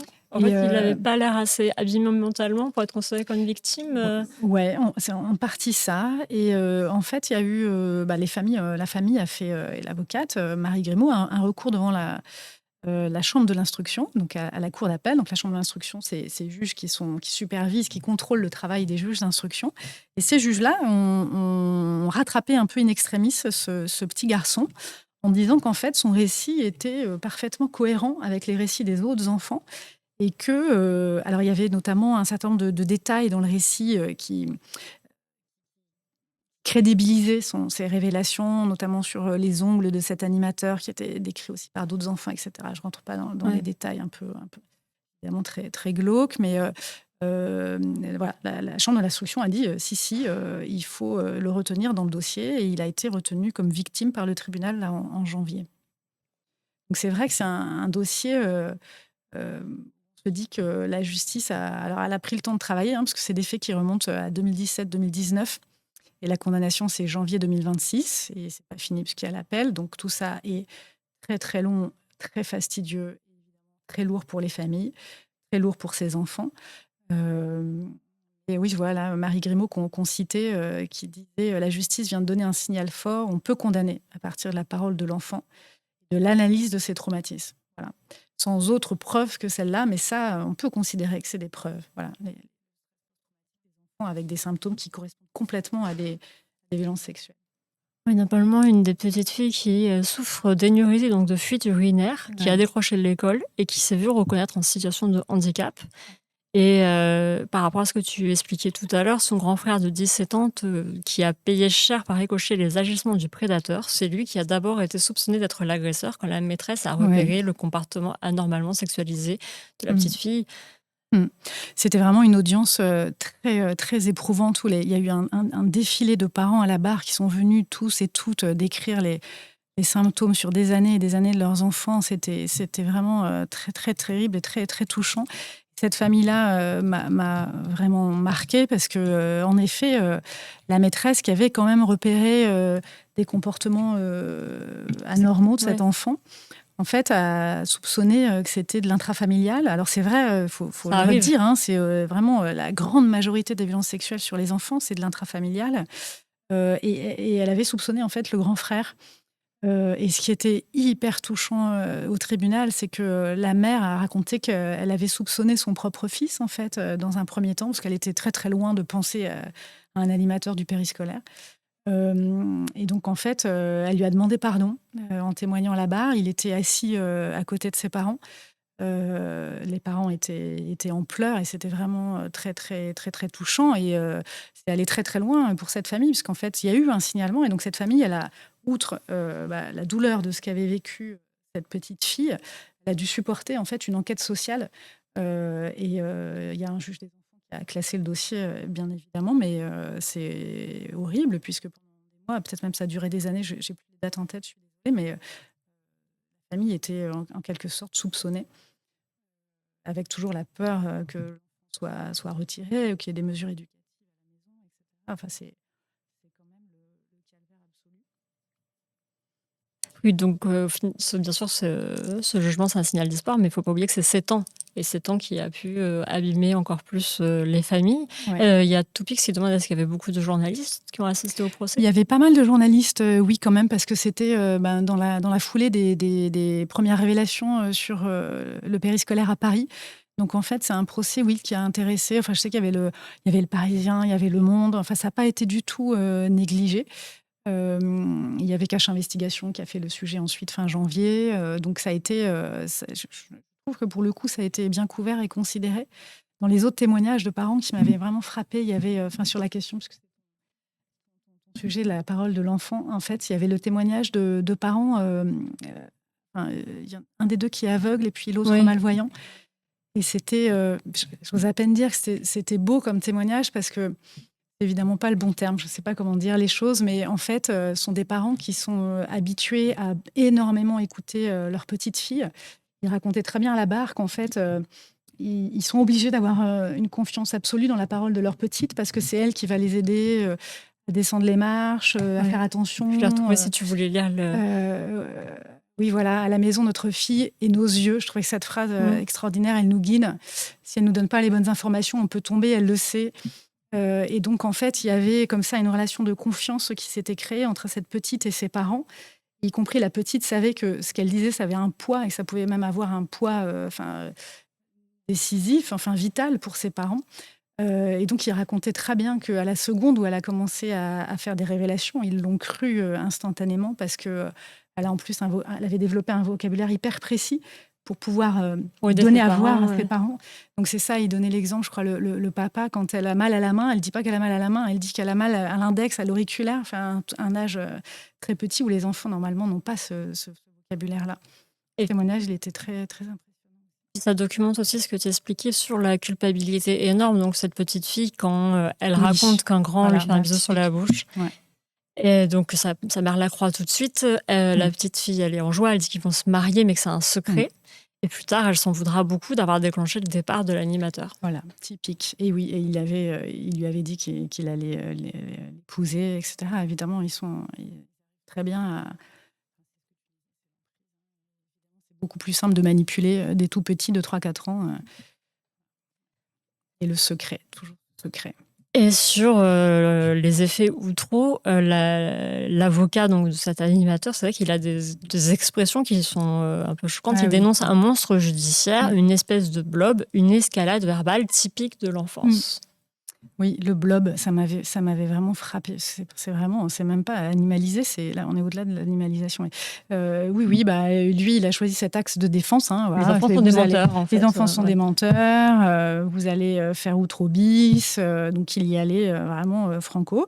D'autant qu'il il défendait donc un mis en cause, un prévenu qui était dans la dénégation la plus totale, qui n'a absolument rien reconnu, qui criait au scandale judiciaire. On va voir si en appel, il change un peu son mode de défense, mais c'était vraiment très, très frappant. Ce prévenu, il était glaçant. Et sur le secret, oui, parce que tu relevais ce terme, les enfants disent souvent que l'animateur, ou l'adulte d'ailleurs, quel qu'il soit, a demandé le secret. Et donc, il y a plusieurs parents qui m'ont raconté que la première fois où leur enfant leur fait les révélations, en fait, ils le font à l'oreille. De la même façon qu'ils l'ont même reçu. Exactement, et j'ai pas le droit de te le dire. Donc, ils viennent le dire dans le creux de l'oreille. Il y a des scènes qui sont... dont je me souviendrai toujours, des récits. Donc au final, il y a quand même c'est énorme de dire qu'il peut y avoir une condamnation grâce à des analyses de professionnels qui disent un enfant ne peut pas singer des symptômes de stress post-traumatique. Exactement. C'est une première. Alors, je sais pas si c'est une bonne question. Je sais pas, parce que peut-être aussi que l'attention médiatique n'était pas portée sur ces sujets-là. Donc peut-être qu'il y a eu des condamnations, des instructions super bien menées ces dernières années dont on n'a pas eu connaissance. Mais les avocats là, des victimes, eux, en effet, parlaient du caractère assez inédit de ce dossier-là et de ce procès-là. Qui j'espère va donner des idées ou servir un peu de modèle aux magistrats, aux enquêteurs. Je pense qu'il y a de quoi s'inspirer. Après, je ne voudrais pas dire que la justice travaille autrement ou mal ailleurs, en fait, parce que je ne sais pas. Parce qu'en tout cas, quand on voit sur ce que le corps exprime chez ces enfants, donc il y a les cauchemars, l'anxiété, les troubles alimentaires, les comportements ultra sexualisés, l'encoprésie, donc des épisodes d'incontinence et après de constipation, et l'enurésie, des épisodes d'incontinence, on voit que ça revient en fait dans chacune de tes enquêtes. Dans beaucoup de dossiers. Donc c'est vrai que ça peut être un indicateur. Un enfant ne peut pas faire semblant.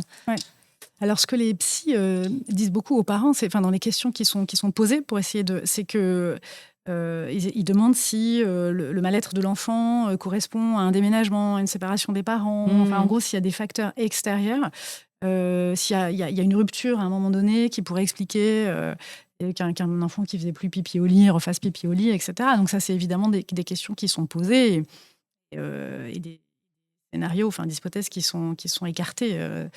Évidemment qu'un enfant peut se remettre à faire pipi au lit pour plein d'autres raisons que des violences sexuelles, c'est évident. On peut pas forcément corréler de façon directe et immédiate. Ça, c'est tout le travail et toutes les méthodes, en fait, qui sont maintenant connues quand même depuis des décennies, d'audition des enfants. Il y a tout un protocole qui s'appelle le protocole NIST qu'on est censé mettre en œuvre en France pour les plus petits, où il y a toute une phase où les policiers ou les gendarmes ont d'abord quasiment une discussion. C'est la phase prédéclarative ou non déclarative, je ne sais plus comment ils disent, où ils essaient d'installer une confiance.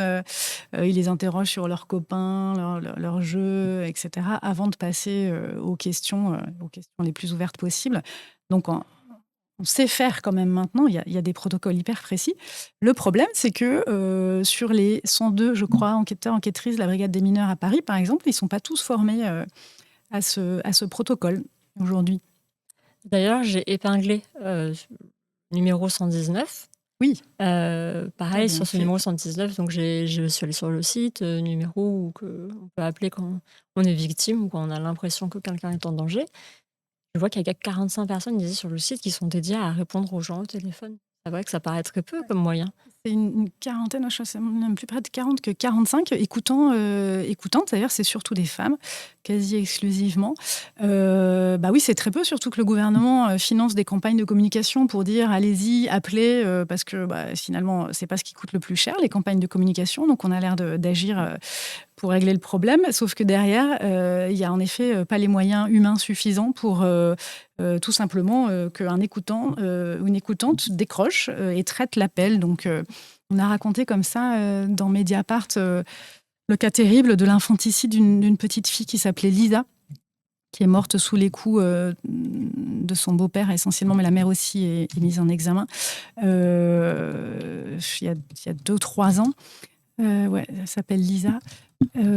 Et en fait, ce qui est terrible, entre autres choses, il y a beaucoup de choses terribles dans ce dossier, mais c'est qu'il y a une voisine, pour dire les choses un peu rapidement, qui avait appelé quelques jours avant, parce qu'elle avait repéré des ecchymoses, des bleus sur cette petite, et elle s'était dit, en fait, il y a quelque chose.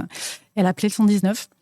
Et en fait, il n'y avait pas d'écoutant disponible. Donc en fait, le 119, il y a une espèce de pré-accueil qui filtre, qui passe les urgences absolues aux écoutants, aux écoutantes, mais qui sinon dit aux gens de rappeler. Donc on est, je crois, sur à peu près 50% des gens qui sont supposés rappeler. Et elle n'a jamais rappelé parce qu'elle a eu le courage, elle a trouvé le courage une fois. Elle n'a jamais rappelé. Et je crois que 2 ou 3 jours après, la petite mourait sous les coups de son beau-père. Enfin, il est évidemment présumé innocent. Pardon, je devrais le redire à chaque fois, mais je crois que l'instruction est bientôt terminée dans ce dossier. Et moi, ce qui m'a frappée aussi dans cette histoire, tu me dis si je m'égare, mais c'est que la seule personne qui semble avoir appelé le 119, alors qu'il y avait quand même, notamment au sein de la famille élargie, beaucoup de gens qui avaient de quoi suspecter, c'est une femme qui elle était enceinte d'ailleurs à ce moment-là, qui avait été maltraitée dans son enfance, qui avait été elle-même victime et qui avait elle-même été prise en charge par l'ASE. Et elle a trouvé le courage de passer ce coup de fil. Je vous ai mis le lien vers cet article. Maintenant, je vais vous le mettre, qui est dur à lire. On ne vous cache pas, sur cette petite fille de 3 ans, tout à fait. Après, il faut peut-être rappeler que s'il y a vraiment une urgence absolue, il vaut mieux appeler directement la police ou les pompiers, même si c'est peut-être aussi aléatoire. Tout à fait.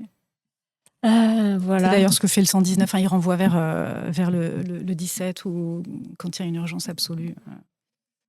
Mais c'est un vrai problème, ouais, le manque de moyens au 119. Et en plus, ils sont en train d'être réorganisés.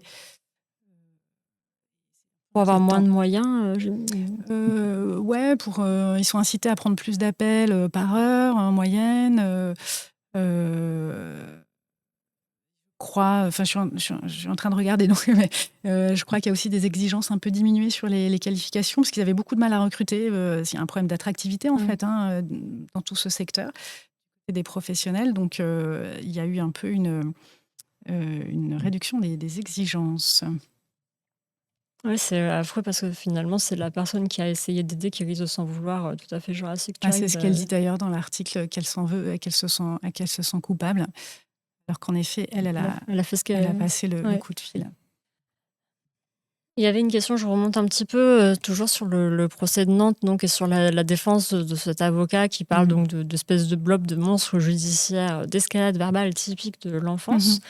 Cette question est un poil plus haut. Il y a eu beaucoup de discussions. Est-ce que pour toi, l'avocat est juste dans son rôle de défense ou est-ce que c'est une outrance Mhm. Ouais, c'est la question de la victimisation secondaire, hein, qui a été beaucoup posée, notamment après le c'est procès de Depardieu, Pellico ouais, ou de Pardieu, puisqu'en effet, là, elle a été carrément reconnue par le tribunal. Euh, Typiquement, là, dans ce procès-là, est-ce qu'il a dépassé les bornes? En tout cas, les familles l'ont pas trop pointé. Les avocats de la défense non plus. C'est resté, je dirais, dans un périmètre acceptable. On va dire que c'était assez logique qu'ils sortent cette carte ou trop. De toute façon, c'est fait systématiquement. Il avait en plus un prévenu enfin un client qui était vraiment dans la dénégation la plus totale, voire agressif, y compris vis-à-vis du tribunal. Mais ça a tellement joué contre lui, je pense que finalement, c'est pas ce qui a le plus choqué les parents. Moi, une des questions que je me suis posée en assistant à ce procès, c'est la question de la place des enfants dans ces procès, des enfants victimes. C'est vrai, ils se retrouvent donc Euh, mêlés aux adultes. Comment ça se et passe ben, en fait, il y avait plein de situations différentes sur les 13 familles qui étaient là, partie civile. Il y a des parents qui avaient choisi de faire venir leurs enfants ou leurs enfants au moins à un certain moment du procès. Il y a vraiment dans l'idée qu'il y a une pédagogie du procès à faire, que les enfants ont besoin de voir la justice être rendue, qu'il n'y a pas à avoir honte d'être victime, et donc on peut se montrer au procès, on peut croiser les journalistes et même le prévenu. Peut-être aussi l'idée qu'il faut que les magistrats qui vont juger voient ces enfants. Et puis d'autres qui n'ont pas du tout souhaité que leur enfant en vienne, ou des enfants qui ne le souhaitaient pas d'ailleurs.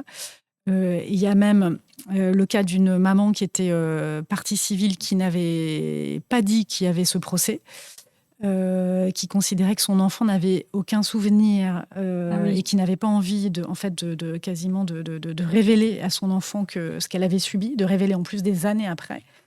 Donc elle avait pas, elle était venue au procès, mais elle ne l'avait pas dit à son enfant. Donc, c'est des enfants qui avaient 11-12 ans au moment du procès. Il y avait vraiment toutes les situations. Il y avait des parents qui avaient décidé de dire, quel que soit le jugement du tribunal, y compris si c'était une relaxe, qui avaient décidé de dire à leur enfant que de toute façon, il avait été condamné et qu'il partait en prison et qu'il avait pris cher, si je puis dire, pour les rassurer. Et puis, voilà. Donc, y compris s'il y avait une relaxe, qui avait décidé de mentir à leur enfant. Enfin, je trouve que ça pose vraiment plein de questions hyper intéressantes sur la place que les enfants peuvent prendre dans ces procès. Sachant qu'à Outreau, justement, ça avait été vraiment catastrophique. C'était vraiment l'exemple de tout ce qu'il ne faut pas faire. Donc, les enfants avaient assisté au procès, donc avaient assisté aux acquittements. Et en plus, ils étaient nombreux. Je crois qu'ils avaient été placés là où d'habitude les accusés sont installés. Donc, il y avait une Oui, espèce d'inversion comme ça, symbolique, qui était terrible. C'était vraiment la catastrophe. Ils avaient pour certains été interrogés de façon hyper agressive par les avocats de la défense. Vraiment tout ce qu'il fallait pas faire. Oui, d'ailleurs, la maman dont tu parles, qui voulait protéger sa petite fille, dit qu'après, face à l'ampleur du procès, elle se rend compte qu'elle va être obligée de lui en parler. Ouais. Comment ça va être Elle reçu. va faire. C'est vrai qu'on voit vraiment, une fois de plus, les parents livrés à eux-mêmes. Ouais, tout à fait. Alors, il y a une association qui s'appelle France Victimes qui travaille avec l'institution judiciaire pour accompagner les victimes. Mais bon, voilà, c'est loin d'être suffisant. Toutes les familles n'ont pas envie, en plus, n'ont pas forcément envie d'être accompagnées par une association qui, parfois, à tort ou à raison, est associée à l'autorité judiciaire. Donc, voilà, et puis, je veux dire, donc des faits de 2017 à 2019, on est en janvier 2026. Enfin, les familles, de toute façon, c'est beaucoup trop long en fait pour qu'elles soient accompagnées correctement. Là, la durée en fait de l'instruction jusqu'au procès est telle qu'on est déjà dans une forme de violence institutionnelle secondaire vis-à-vis des familles. De toute façon, c'est une durée qui est inacceptable. Là, on se retrouve avec, encore une fois, le gap entre ceux qui peut-être auront les moyens d'avoir un suivi pendant 7 ans psy et les autres. Ouais. Donc oui, dans le chat, tu vois qu'il y a des recommandations de podcasts sur le Mm. sujet. N'hésitez pas. Je remonte pour Carrément. une Et question. je vois quelqu'un qui rappelle qu'il y avait Dupond-Moretti Tout à fait, qui avait été en défense à Outreau, qui avait été odieux. horrible. Ouais. À faire C'est pleurer, vrai. je me souviens des enfants.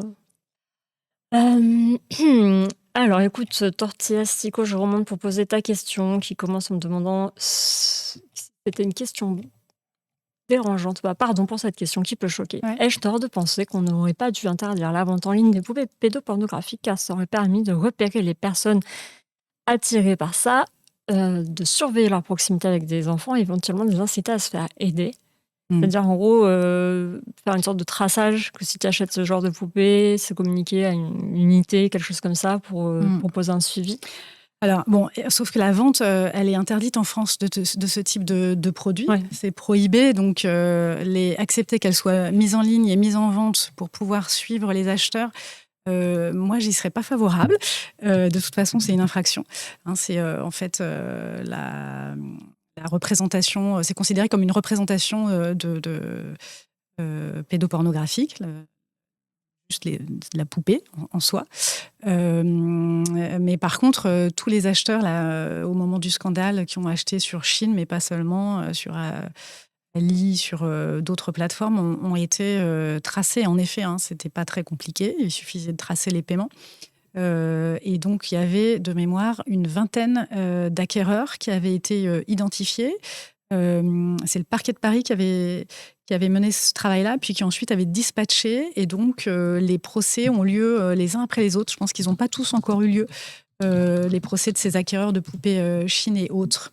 On avait fait un article pour raconter un procès qui avait eu lieu à Vennes-sur-Helpe, tout petit tribunal dans le Nord ou dans le Pas-de-Calais, pardon, je ne sais plus, qui était d'ailleurs très symptomatique. En fait, c'est quelqu'un qui avait déjà été condamné pour des agressions sexuelles sur mineurs de moins de 15 ans, qui avait même été déjà condamné pour une tentative d'enlèvement de mineurs de moins de 15 ans, qui avait fui, je crois, est-ce que c'était en Thaïlande, je ne sais plus dans quel pays asiatique, en tout cas réputé pour être un peu le zone de tourisme entre très gros guillemets pédocriminel. Et donc, il avait fallu l'extrader pour le ramener en France.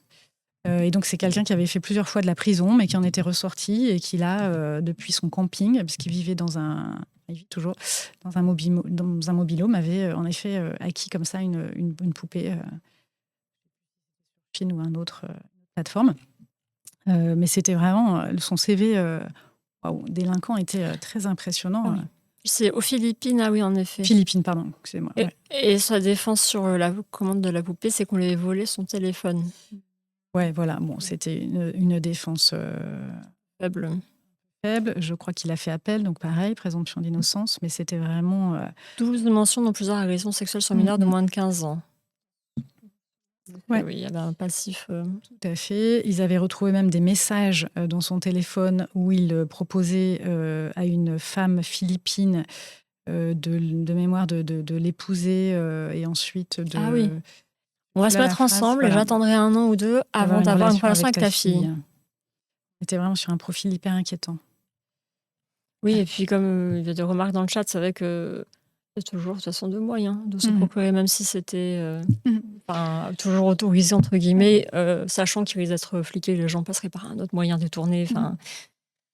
Voilà, et puis moi, je me souviens, petite parenthèse, sur tous ces genres de contenus pédocriminels, quand j'ai vécu au Japon, on disait: «Oui, mais comme Mmh. ça permet d'assouvir le fantasme et de pas le concrétiser», et qu'en fait, concrètement, les statistiques montrent que non, ça En fait, les n'empêche pas le associations, passage à l'acte, quoi. alors ça n'empêche pas, hein, pour une bonne part, ça c'est sûr. Les associations ont beaucoup dit que, au contraire, ça pouvait entretenir en effet un fantasme pédocriminel.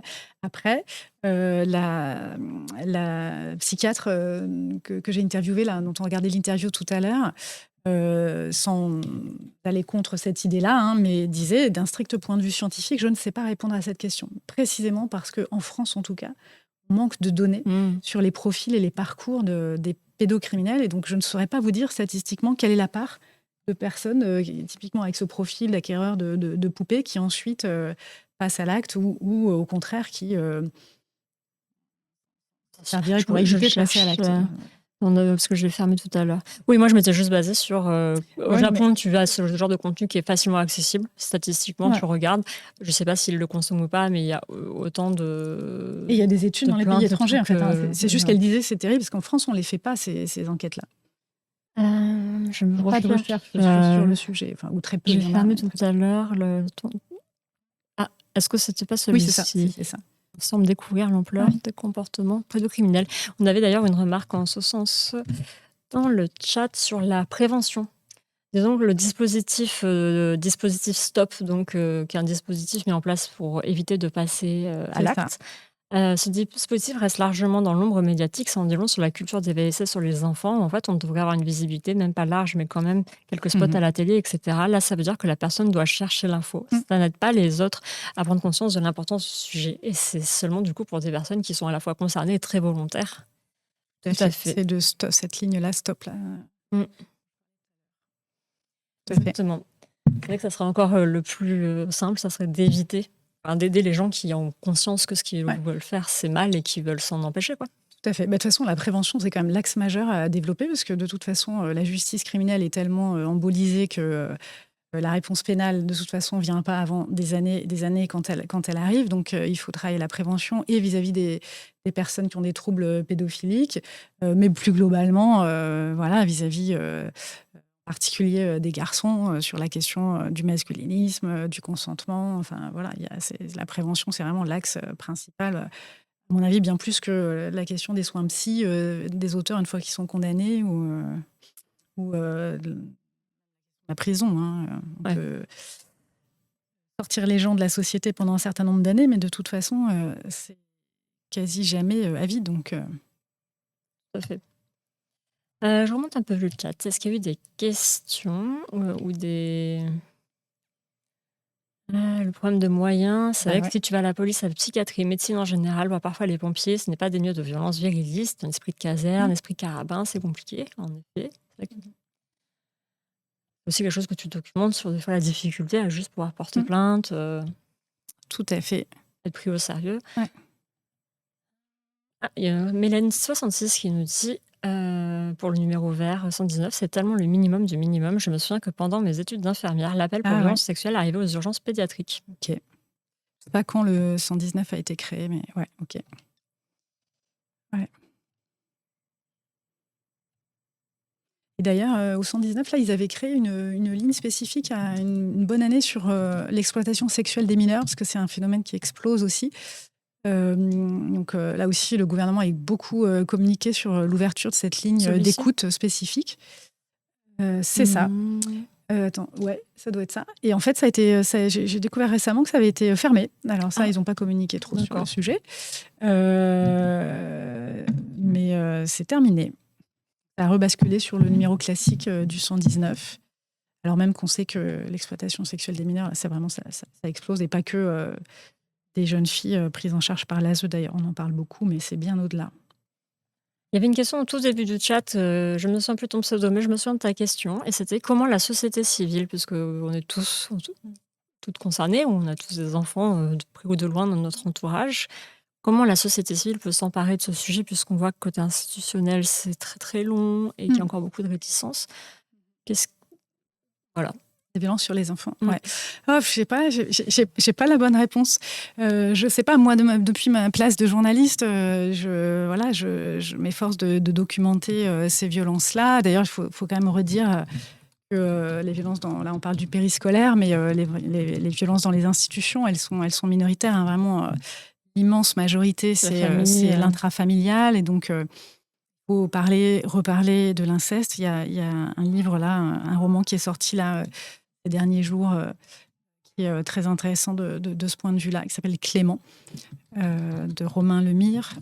Donc, moi, comme journaliste, enquêter, documenter le manque de moyens, le déni français, essayer de voir comment d'autres font mieux à l'étranger, parce qu'il y a quand même des sociétés, notamment scandinaves, où la violence faite aux enfants, elle est bien moindre. Pas éradiquée, mais enfin, ça n'a quand même rien à voir. Je crois qu'il y a un des 3 pays scandinaves, j'ai un trou qui a pas eu d'infanticide là sur une année complète là récemment. Donc, on est quand même d'infanticide intrafamilial. Oui, parce que on sait faire en réalité. C'est combien le chiffre en France? C'est un enfant tous les 5 jours qui Exactement. meurt. Qui meurt sous les coups de ses parents, on dit, voilà, en gros, de l'intrafamilial. Donc, nous, on avait d'ailleurs travaillé, c'était au début 2025, on avait travaillé sur les cas d'infanticide intrafamiliaux. On avait essayé de retracer tous les cas, essayer de faire un petit peu le portrait des enfants, de regarder dans quelles conditions ces enfants étaient morts. Donc, évidemment, il y avait des enfants, il y avait toutes sortes de violences, des enfants défenestrés, des enfants tués à la naissance, des enfants qui étaient tués dans le cadre de violences vicariantes, c'est-à-dire où en fait le père ou le beau-père veut faire souffrir la mère et donc tue un enfant ou les enfants pour faire mal à la mère.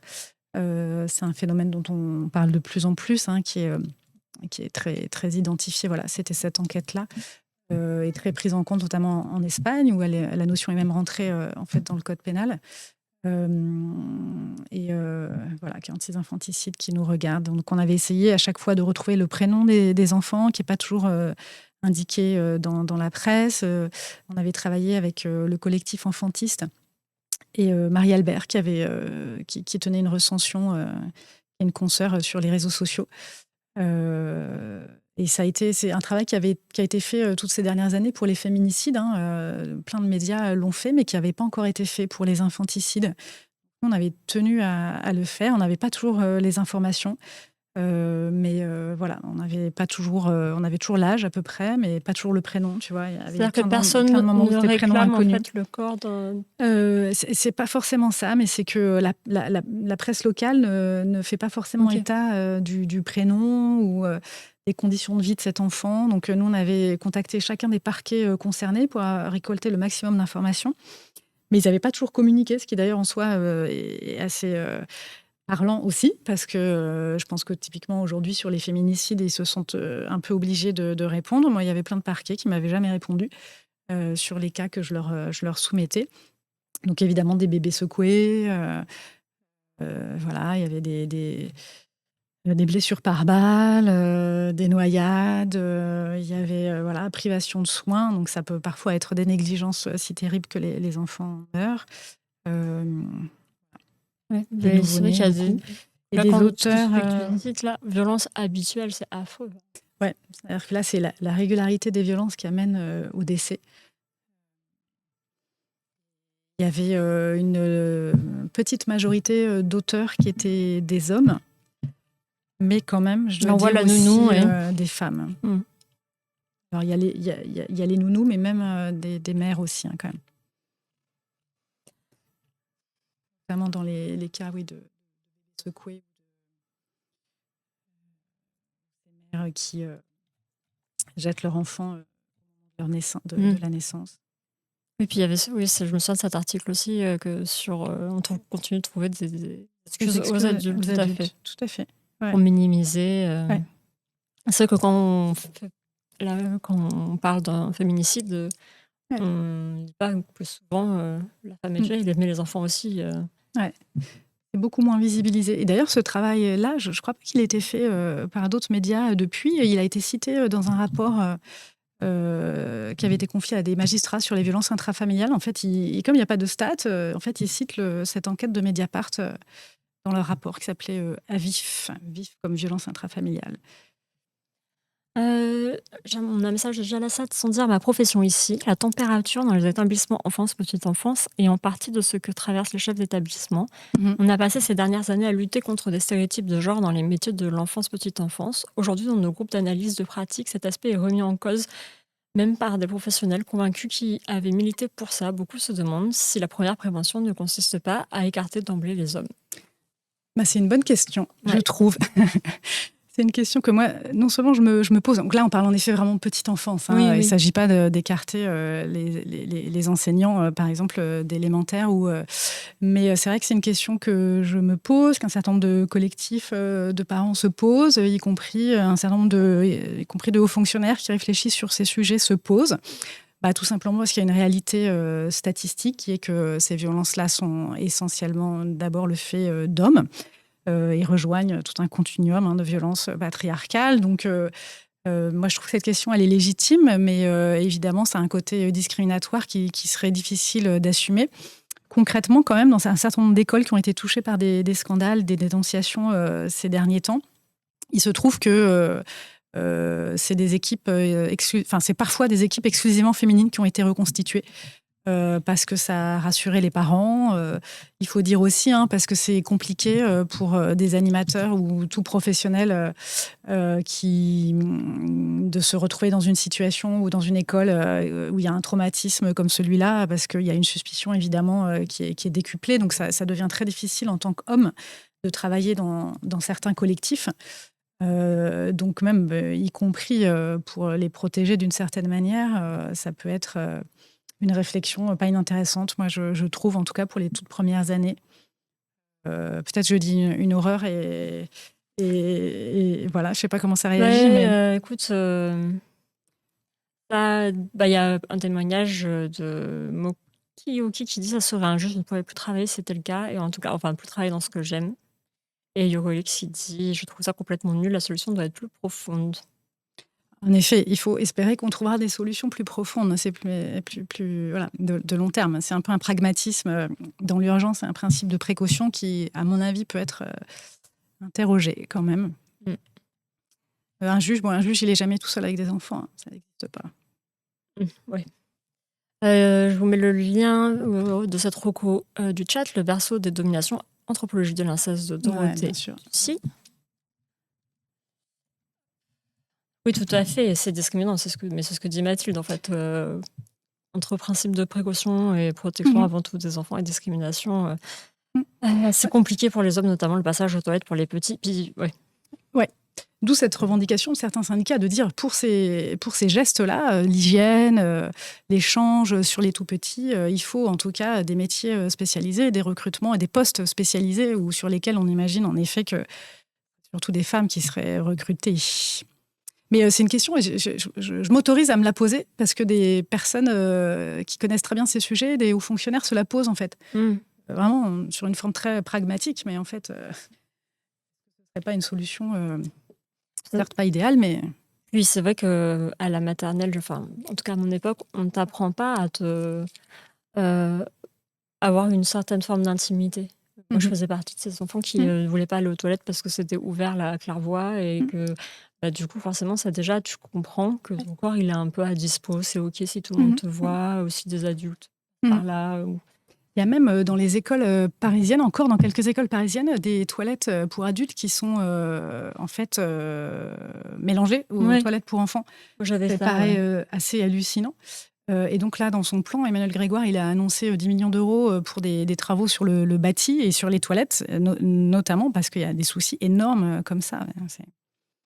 Après, sur la place des hommes dans ces métiers, moi, je considère en même temps qu'évidemment, des figures masculines, c'est hyper important. Ça paraît compliqué d'exclure complètement un genre. Mais... Tout à fait. Juste légalement, parce que c'est vrai que tu dis qu'au prud'homme, en effet, il y a un côté discriminatoire qui est difficile à nier. Et à la fois, je comprends aussi les personnes qui protégeaient leurs enfants. Quand on lit toute la série de tes articles, c'est vrai que tu te dis, en fait, moi, j'enlève tous les enfants possibles de n'importe quel système. Après, il y a aussi des femmes qui parano. Oui, bien sûr, il y a aussi des femmes. Il y a une affaire, une ATSEM comme ça dans le sud de la France qui est mise en examen. Il y a un Dominique des enfants qui dénonce des violences sexuelles de- d'animatrices. Donc, ça n'est pas exclusivement masculin, pas du tout. Hein, c'est pas ce qu'on veut dire. Euh, Je vous laisse continuer de toute façon à en discuter dans le chat sur pour ou contre cette prévention qui, de toute façon, n'est pas prête à être mise en place. Hein. C'est une réflexion, comme le disait Mathilde. Donc voilà, pour qu'on passe au moment Mercastor, Oui. c'est-à-dire terrococulture, et qui, vous en doutez, ont un lien avec ce dont on parle ce soir. Alors attention, parce que nous avons un jingle. Mercastor, raconte-nous une histoire. Même 2 histoires. Terreco de ce soir, on a de la musique, de la lecture, du cinéma. Ouais, donc moi, je me suis dit que j'allais vous parler de ce que j'aime lire ou voir avec ma fille, parce que j'ai une petite fille qui a 6 ans et demi. Donc alors, pour Alors, commencer moi, ça m'a, tu vois, je ne suis pas une enfant et ça sur m'a le donné livre, envie de le lire. Julian est une sirène. Alors ça, c'est formidable, j'ai adoré lire ce livre à ma fille, donc qui est accessible à partir de 3 ans facilement. En fait, c'est un petit garçon noir qui, dans le métro, croise des personnes déguisées en sirènes. Et qui trouve ça absolument... donc c'est hyper queer hein, comme histoire, évidemment.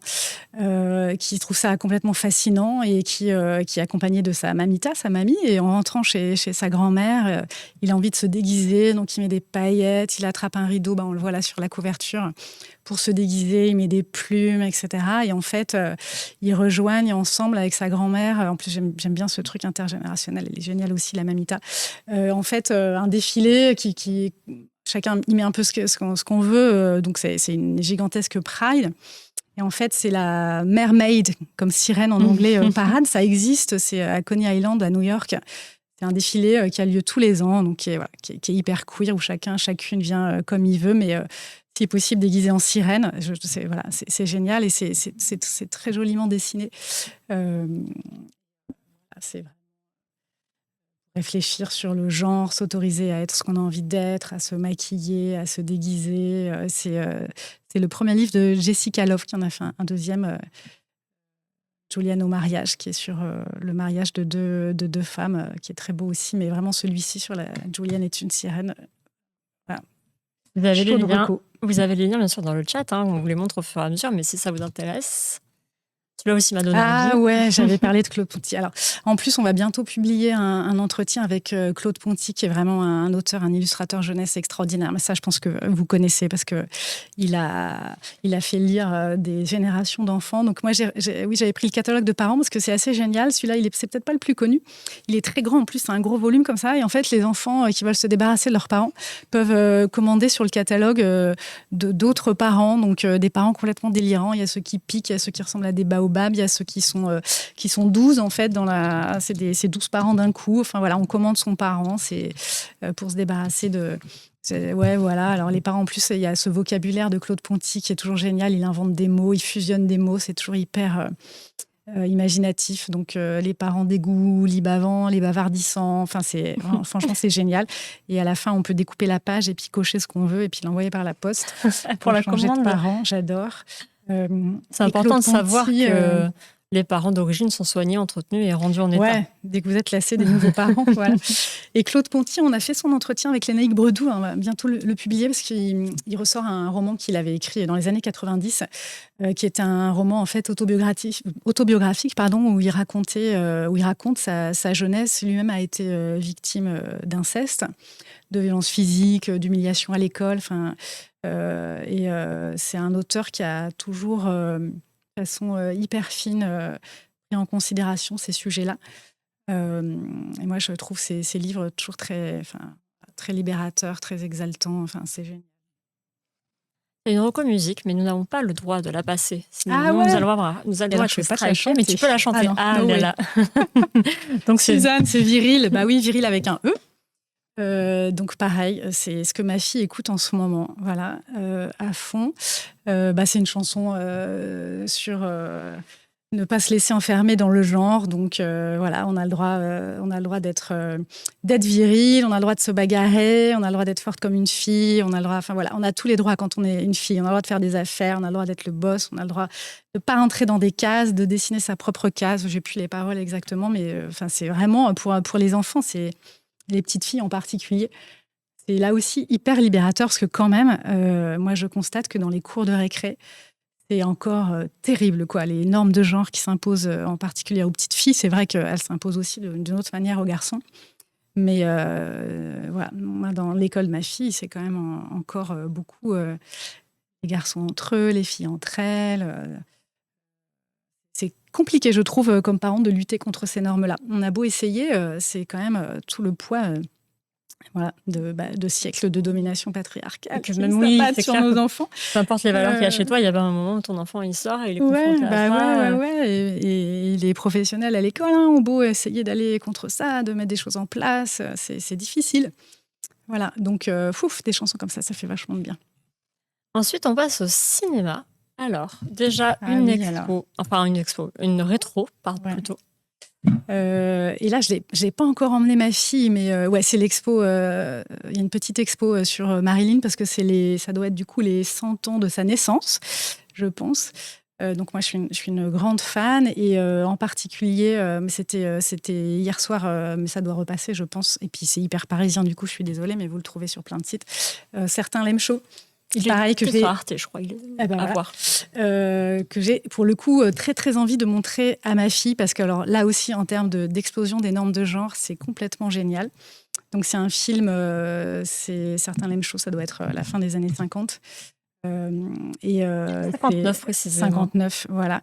Et c'est Tony Curtis et Jack Lemmon qui sont obligés qui fuient la mafia. Donc on est dans les années 30, on est au temps de la prohibition à Chicago. Ils sont musiciens et en fait ils ont un contrat sur le dos par la mafia et donc ils se réfugient dans un groupe de musique de femmes, exclusivement de femmes, et donc ils se déguisent en femmes.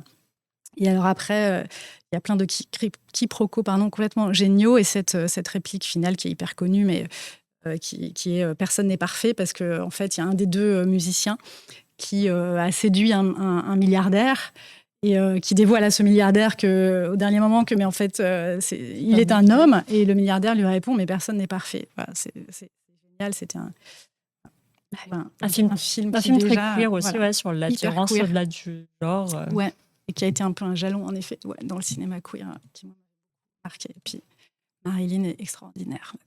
Oui, j'ai vu qu'il y avait... Alors, désolée pour le coup, les séances, c'est Paris, c'est à la Cinémathèque, et en effet, il y en a d'autres. Moi, ça y est, j'ai pris... Voilà. Pour Les hommes préfèrent les blondes, c'est mon préféré. Les hommes préfèrent les blondes. Ok, ouais, c'est pas mal. Je reviens, donc oui, on a Claude Ponty qui est un extra, et même au niveau des valeurs citoyennes, c'est un artiste engagé. Ouais, extraordinaire. Antoine, il regarde certains la même chose tous les ans. On lui donne du 10, c'est encore super drôle et on point, ce film. C'est vrai qu'il n'a pas vieilli, c'est toujours très drôle. Tout à fait. Et après, oui, il y a le débat qui se poursuit entre... le principe de précaution donc, ou discrimination, tout à fait. Ouais. Et écoutez, des remerciements. Merci beaucoup pour ce live, c'est précieux. S'il y a un replay, je le diffuserai comme je peux. Et le replay sera bien sûr en ligne comme d'habitude dès ce soir sur YouTube. N'hésitez pas, comme un podcast.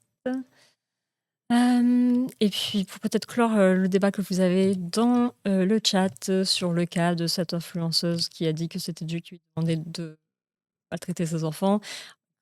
En effet, le terme taré, c'est psychophobe. Et là, ce soir, nous n'étions pas là pour parler de cas qui relèvent vraiment comme ça de maladies psychiatriques, mais plutôt, on va dire, la banalité du mal, si je puis me permettre. Donc, ce n'est pas du tout le moment de balancer sur des personnes qui ont des problèmes psy qu'on a demandé là. Les mots comme taré, c'est pas neutre, en effet. C'est vrai qu'on n'a pas rappelé les chiffres, Anna. Tout à fait. C'est peut-être le moment. C'est vrai, parce que sur banalité, c'est vrai que, donc, redire, c'est 160 000 enfants chaque année qui sont victimes de violences sexuelles.